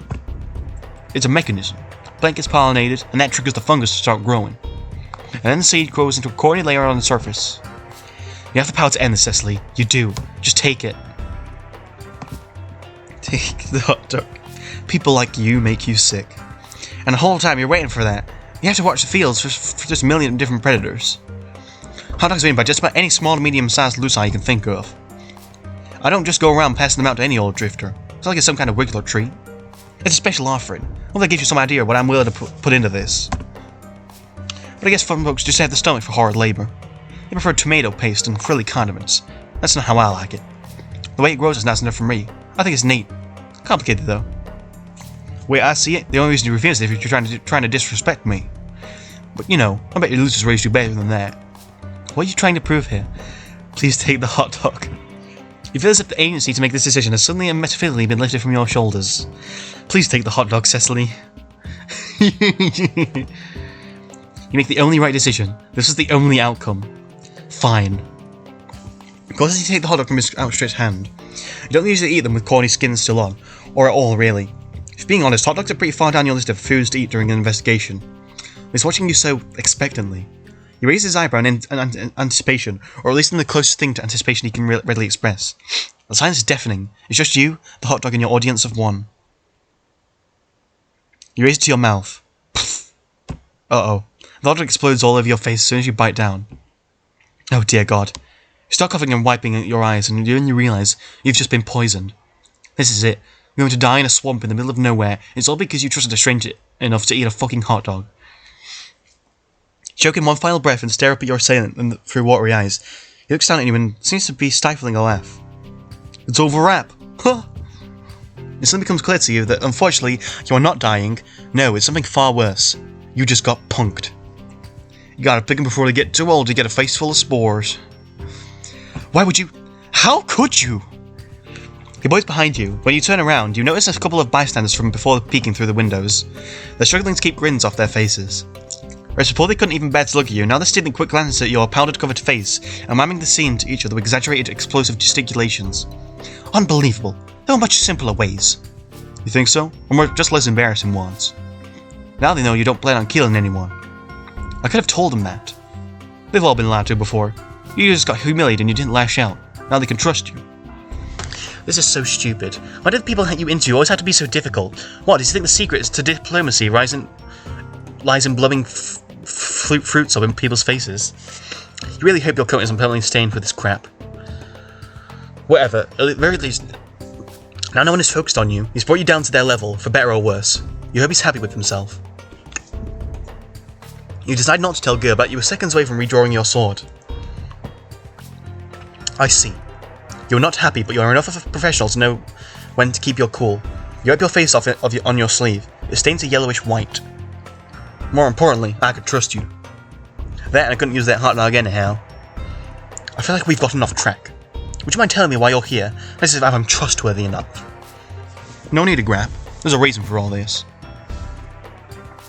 He points out a noticeable division between the plants in the greenhouse.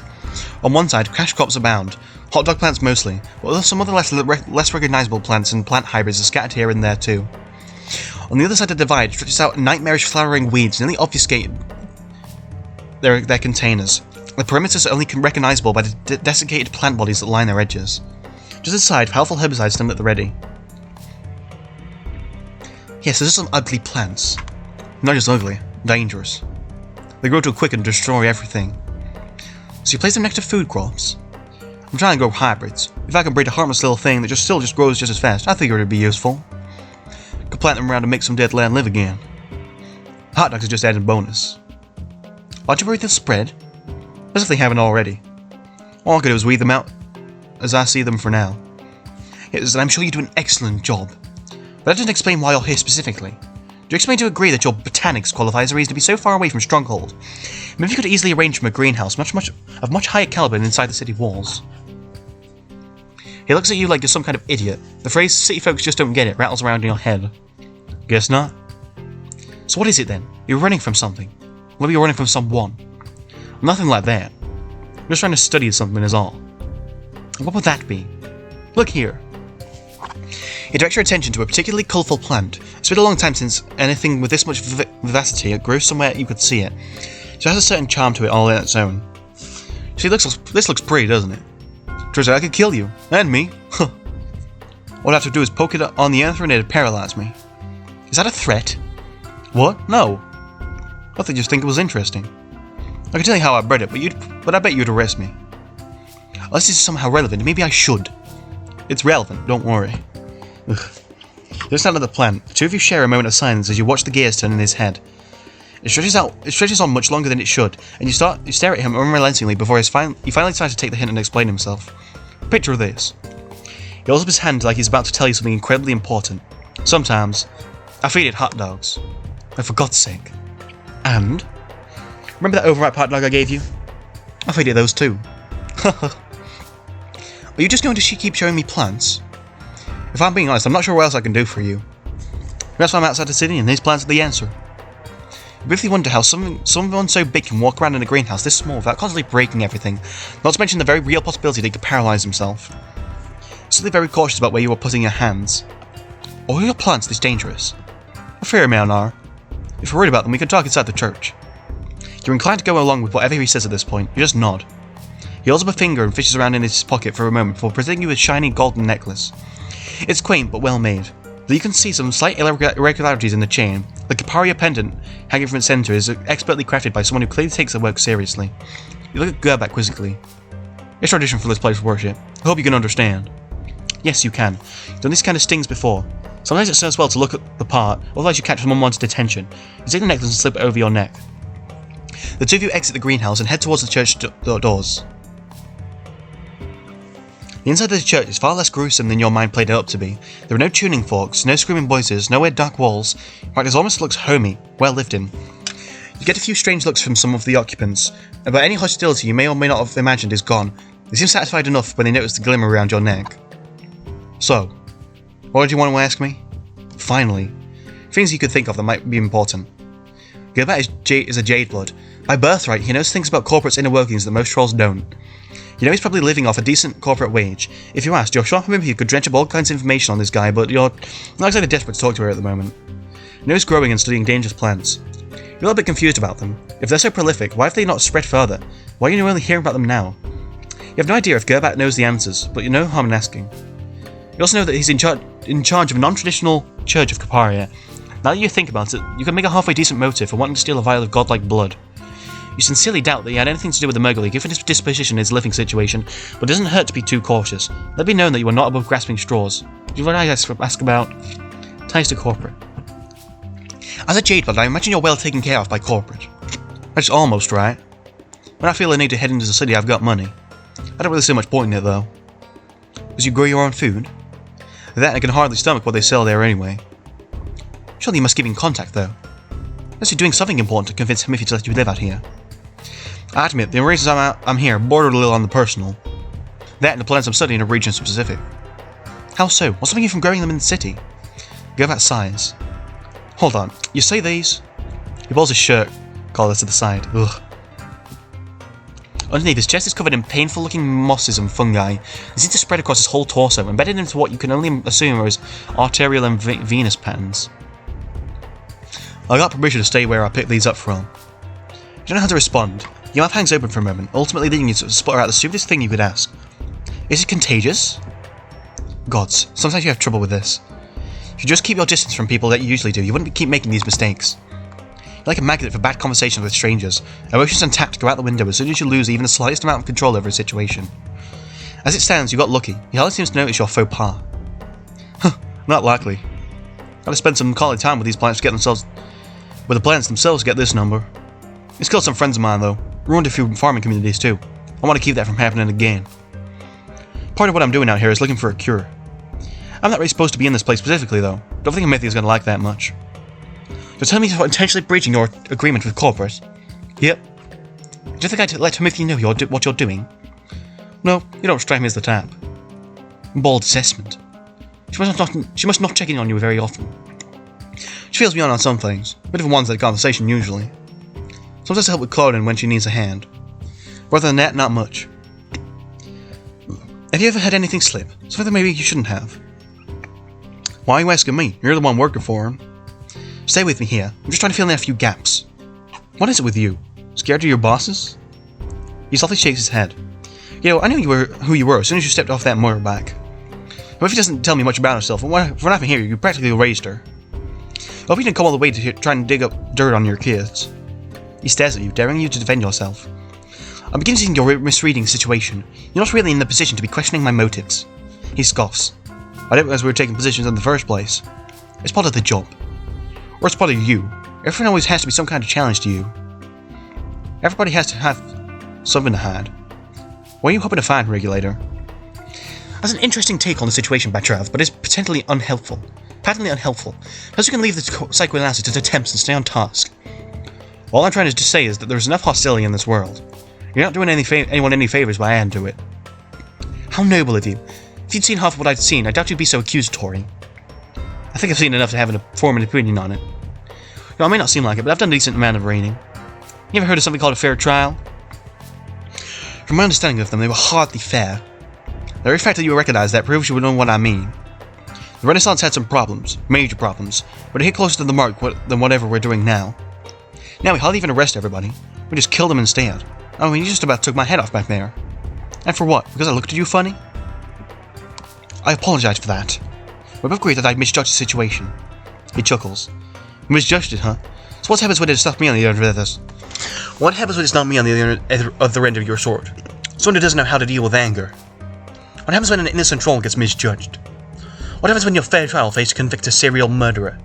On my last case, I covered an operation to kill dozens of trolls with fake medicine. I found them with crates full of poison and manifesto that would put it everywhere.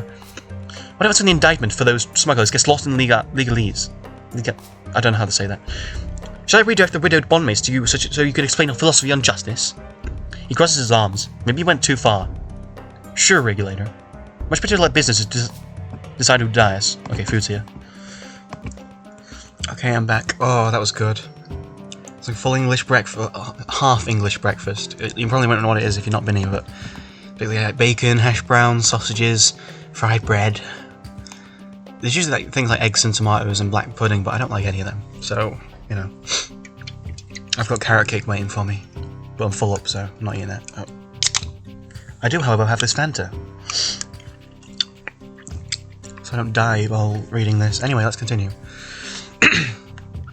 Much real businesses decide who dies.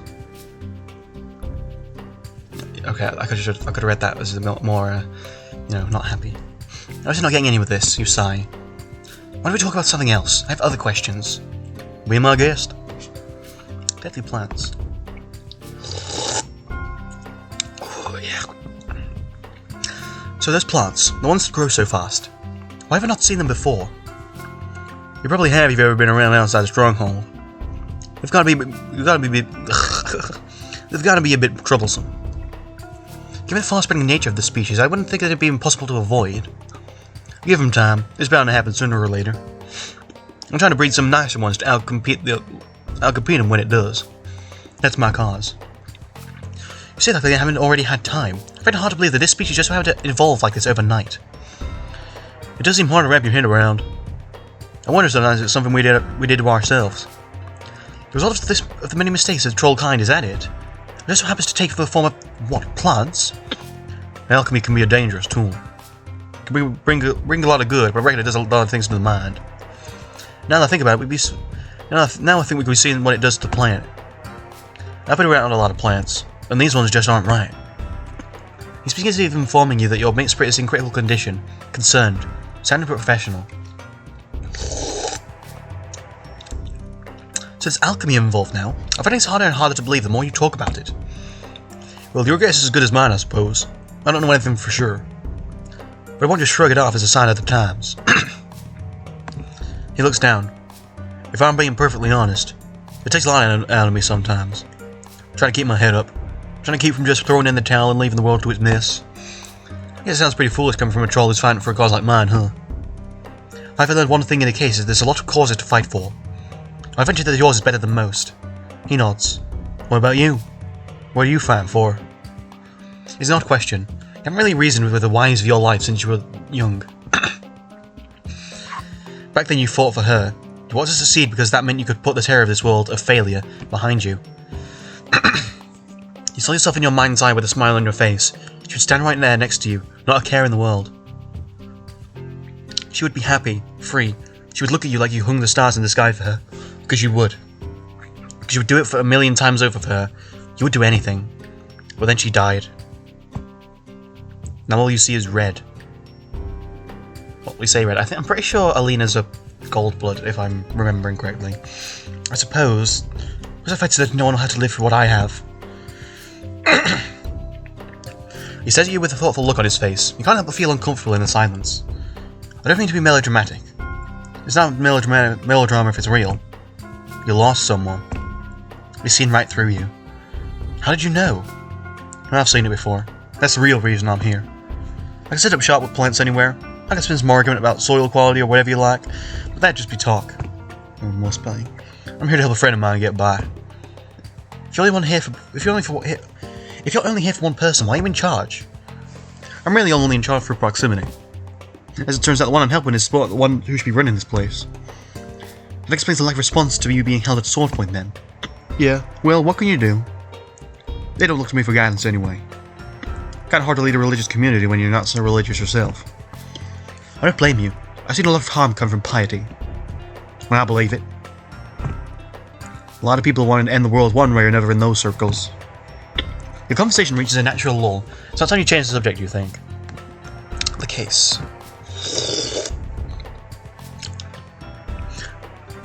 Do you happen to know anything about a vial of lime green blood being stolen? He looks confused. Lime green is in lime green? You sure it wasn't olive? It was olive. Would I be looking into it? Why would I be looking into it? I think. He makes a face like he's wrestling with something. After a moment, he shakes his head and blinks his eyes clear. Guess not. Sounds like something out of one of those fairy tales. I assure you, it is very real. Real enough to get at least 3 people killed. What makes it worth killing over? I'm going to assume you're not just playing dumb. Huh, nope. This dumb is all real. I like that line. Right. Well, it's said to have life-giving properties. It's rumored it could make someone immortal in the right hands. And you think I have something to do with it? I don't even have the means to pull off the operation in question. Unless you happen to have a lot of highly trained friends, that is. But I don't make many friends. Especially not those kinds. I didn't think so. But you can go ahead and cross Gerb out of your list then. That was harmless. Move on.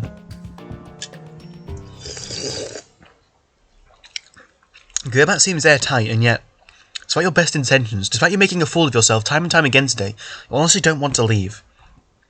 Maybe it has nothing to do with Gerbat. Well, hell, of course it has nothing to do with Gerbat. Let's be real here. If you wanted to lecture, there are plenty of people on this planet that would love nothing more than to rip you to shreds. I don't make many friends, he says. Yeah, you're not the only one, Batrav. Birds of a feather flock together, even those with broken wings. You don't want to leave because it would mean going back. You don't consider yourself an easily frightened person, and that would be because nothing scares you. Nothing physical, that is. Your head, though, is a story waiting to happen. You're fascinated, you think, with Mashiri, with Yeshin, just as you were with Alina, because when you're with them, you don't have to focus on you. Yes, of course, they would talk about your life, your interests, your fucking coping mechanisms, but in spite of everything, it never felt real. Nothing ever feels real. These people in your life have an incredible ability to shift your focus. They can make the world seem manageable for a time, either by promising you a partner in all this, or by convincing you that the malaise you feel is something out of the ordinary, something external, but it's always there. You always feel it. You always felt it, just waiting for you to let it in. If you keep busy, if you can't find its way, it can't find its way to you. If you run it in circles, it can't. If you talk yourself up as the one in charge, it has no room to take control. You're an incredibly important person to some people. That should be enough. You wish you could tell Mashiri everything. You wish you could feel the same way. You wish you didn't have to feel this at all. You wish you could tell Alina instead. Okay, Cecily, time to calm down. What was it you were doing? Something wrong, Regulator? Oh, right. Nothing at all. Now that you think about it, there was something else you wanted to ask. Gerbat's friend. I was just thinking, where is this friend of yours? What happened to them? That's one thing I'm not at liberty to talk about. It's not my business. I think by now we've established it doesn't so much matter whose business it is. Careful, Regulator. Or what? Or I will ask you to leave. And then what? You think I just go? I don't think you took the vial, but I know from experience that intuition is a far cry from precognition. Would you call it cynical, like I told you I was still suspicious of you? Of everyone here? I don't think that's what makes you cynical. You know what? You have every right to call me a cynic. I'll afford that to you. By your standards, we're all cynics. Maybe we should just take a page out of your book and live in austerity. It's all just that the plague eat us alive. Who cares? Why should death matter if we're pure of heart? I can't speak for the rest of the planet, but it wouldn't do you any harm to let a few things go. Ugh, why does he keep doing that? I'm sorry, this isn't just something I can do. Okay, I understand. He smiles. I knew you would. I doubt you want to see him anyway. He's in pretty bad shape, I imagine. Yeah. Like I said, it hasn't been easy. He rubs the back of his neck, in a way that's almost apologetic. His friend obviously means a lot to him. But then, something else catches your attention. It was quick, but his head turned just barely over his left shoulder. You follow his eyes. There's a door. Interesting. Uh-oh, Cecily, don't do it. Don't. I suppose I should keep my promise. I think about this is related to my investigation, so like I said, I'll look the other way. It's just about all I need from you. Thank you for your time. Gerbat stands. You have to do the same, but your motions for you remain seated. Before you go, I know this trip hasn't been kind to you, but I appreciate what you're doing. The way I see it, least I can do is make you some tea. I grew it myself. Isolated, of course. No contamination. Tea isn't... Actually, that would be nice. He smells at you again, then he slowly walks out of the church. Time to investigate. You know what you're doing is wrong. Well, that's not exactly it. You know what would be wrong for someone who isn't investigating something as serious as you are? Not to mention, Gervat is incredibly cagey. No one is that defensive when they have nothing to hide. You'd have to be an idiot not take his opportunity.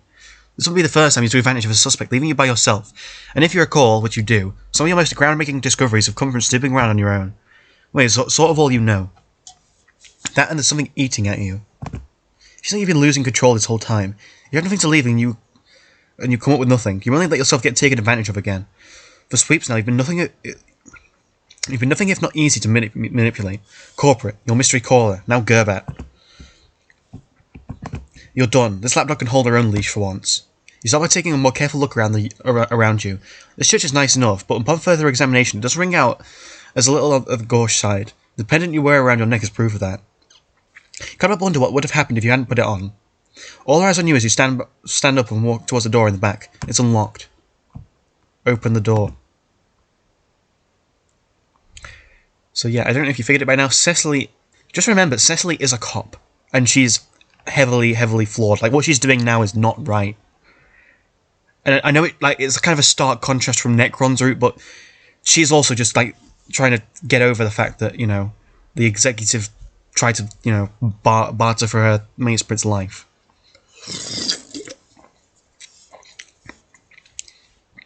This place is disgusting. It almost makes you feel like you stumbled into a secret dungeon in one of those reality show turned psychological horror TV programs that seem to be so popular these days. Honestly, you don't remember the last time Repetron aired a season of decent reality TV. At this point, it'd be more avant-garde for a bunch of beefcakes to actually just hang out with each other for 30 minutes. A brisk walk down the centre hallway grants you a mental map of the floor. Looks like there are about 6 rooms here. You decide to start from the far end and work your way up. You suppose this dismal lighting is probably meant to inspire feelings of danger in you, but the only feeling you get from the place is that it's trying too hard to give you a headache. What are these, gas lamps? And so many chandeliers. Whoever planned this decor clearly has an aesthetic in mind. One that makes it hard for you to believe that all these cobwebs are real. At the end of the hall, one of the doors on the left hangs slightly open. You peek inside. Empty. What a waste. Next door you try opens into what looks like a storage room. Inside is just about anything a troll would need to survive long stretches underground. Food, clothes, detergents. Nothing useful to you. You take some minor pleasure in throwing the door closed and hearing the thud it makes echo down the hall. The next door you try is locked. That won't do. You step back and plant a solid kick under the doorknob. The wood splinters but doesn't break completely. Apparently you need to do some more physical training. You prepare yourself for a second kick. The door all but shatters with a satisfying crunch. Remains slams against the wall inside and bounces back towards you, shaking violently against its hinges. When you check inside, the disquiet in your head evolves into a dreadful seriousness. Unlit candles are amassed in the centre of the room around the ring painted with religious symbols. The floors are dirty with discarded objects, and what could even be food or blood stains the walls. Nothing could be more than a few weeks old. You scan the corners, and for a moment you'll see yourself lying as a sacrifice under a blade, lying prone in the centre of the circle. One slip in the blood on the walls could be yours. You should wrap this up quick. You Gerbat? Oh no.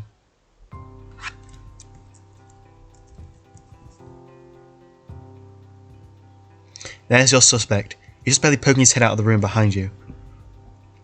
Not quite. You storm towards him, drawing your sword. He quickly steps back, but makes no move to close the door on you. You respect that. Wait, who are you? Do you need something? You could start by identifying yourself. You push your way in. He recoils, backpedaling to re-establish some distance between you. My name is Kratos. I'm the head of the church. Is Gerbat with you? Is he begging for help already? Pathetic. Gerbat won't be joining us. As for you, you grab your suspect's arm. Come with me. He struggles, but when it comes to strength, there's no contest. You force him across the hall. You hear his breathing quicken when he sees the painted circle. This was your doing, was it not? He doesn't respond. His arms cover his face instead, wrapping around his head. Tell me, how many trolls have you sacrificed in this room? How many innocent lives were lost because of you? It's not like that. His voice is barely audible, a breeze over a waterfall. I'm not in the mood for lies, cultist. You don't understand. You force him against the wall. I think I understand perfectly fine. You spent weeks building a tomb, and now you're ashamed of the bodies. You make me sick. He's practically choking on his own breath now. Or we should let you kill anyone else. Oh fuck. Suddenly Kratos snaps. In a flash his teeth sink into your arm. You pull down and slam him into the wall hard enough that he's forced to release you and gasp for air. As soon as you're free, your sword is at his throat. He's held by collapsing into a pitiful heap. You glare at him for a moment. This is nothing new to you, really. You've seen tons of suspects cry like this. Each time it ends up the same. You unsheath your second best dueling rapier. Take it. His only response is another wail. He's hidden his face behind his arms, his nails digging sharply into the back of his head. This is your only chance at survival. Get up. Still, he doesn't move. Maybe you should just end this. You feel the blood soaking your coat sleeve from the bite. This feels familiar. For one graceful moment, all the sound melts away. Your head spins. Across the hall, you can just see into Kratos' room. It's a wreck. There are layers of dishes and clothes, strange stains, abysmal lighting, as if the motivation to even move had evaporated. It looks kind of like yours did when Alina died. Turn back towards Kratos, who has given up on screaming. His body is racked with gentle sobs. Your grip on the rapier loosens. Fuck. A hand grabs the collar of your coat, and you watch the room pulse as you are dragged away. The sound returns all at once as your second-best rapier hits the ground. As you're pulled away into the hall, you realise that you will likely never see it again.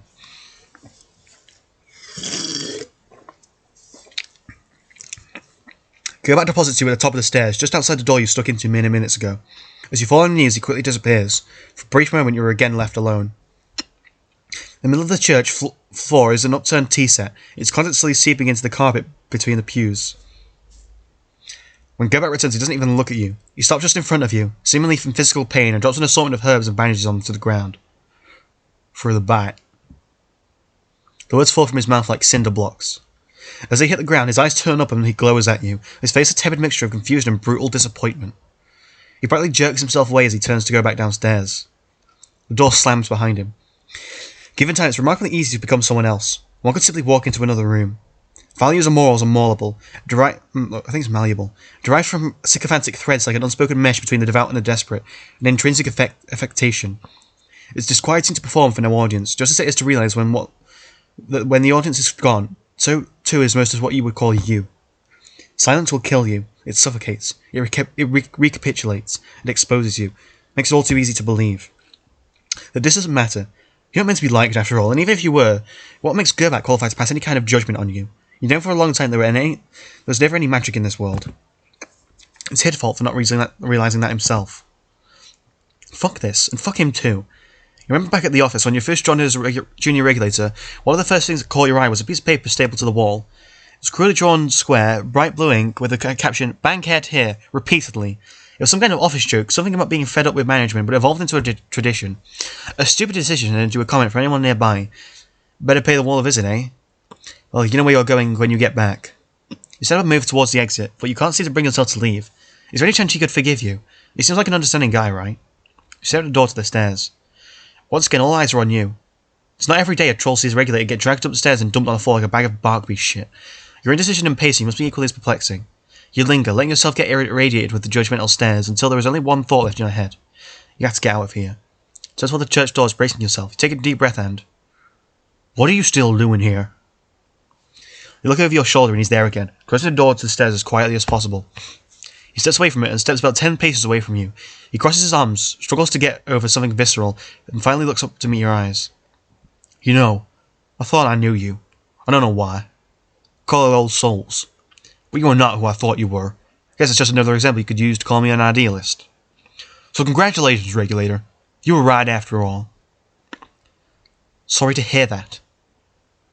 If only I was more predictable for you. Should that half and half not be next? I don't know. Listen, I get it. Things are hard. But it is not my job to fix you. Sort yourself out, but don't do it here. He takes a deep breath. If I ever see you here again... He doesn't finish the sentence.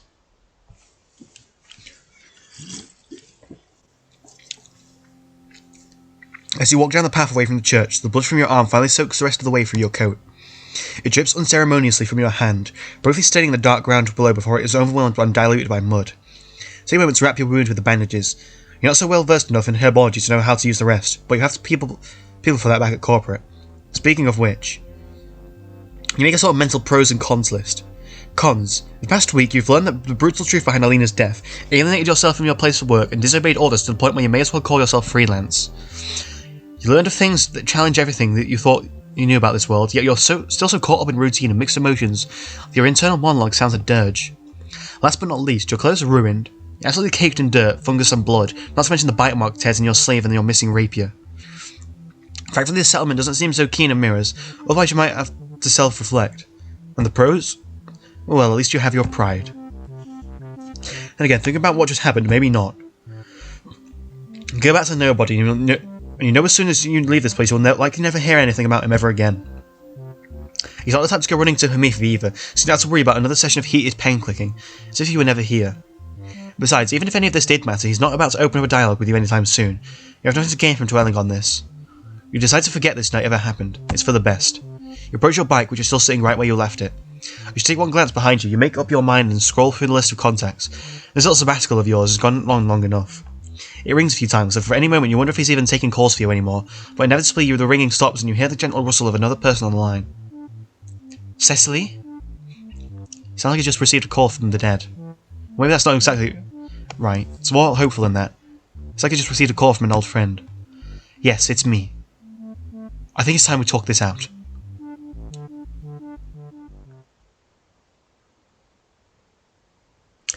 Yeah, this route didn't go the way I initially thought it would when I first read it. But what can you do? Cecily's a cop. But yeah, that is the end of Volume 6 of Bounties and Botany. I still got time later because the kids still won't be here until tomorrow, so maybe I could move on to Volume 8 of Marble and Speakers Shattered. Which, personally, out of all of them so far, is what I'm looking forward to the most. So yeah, thanks for listening to me, and like and subscribe. Goodbye.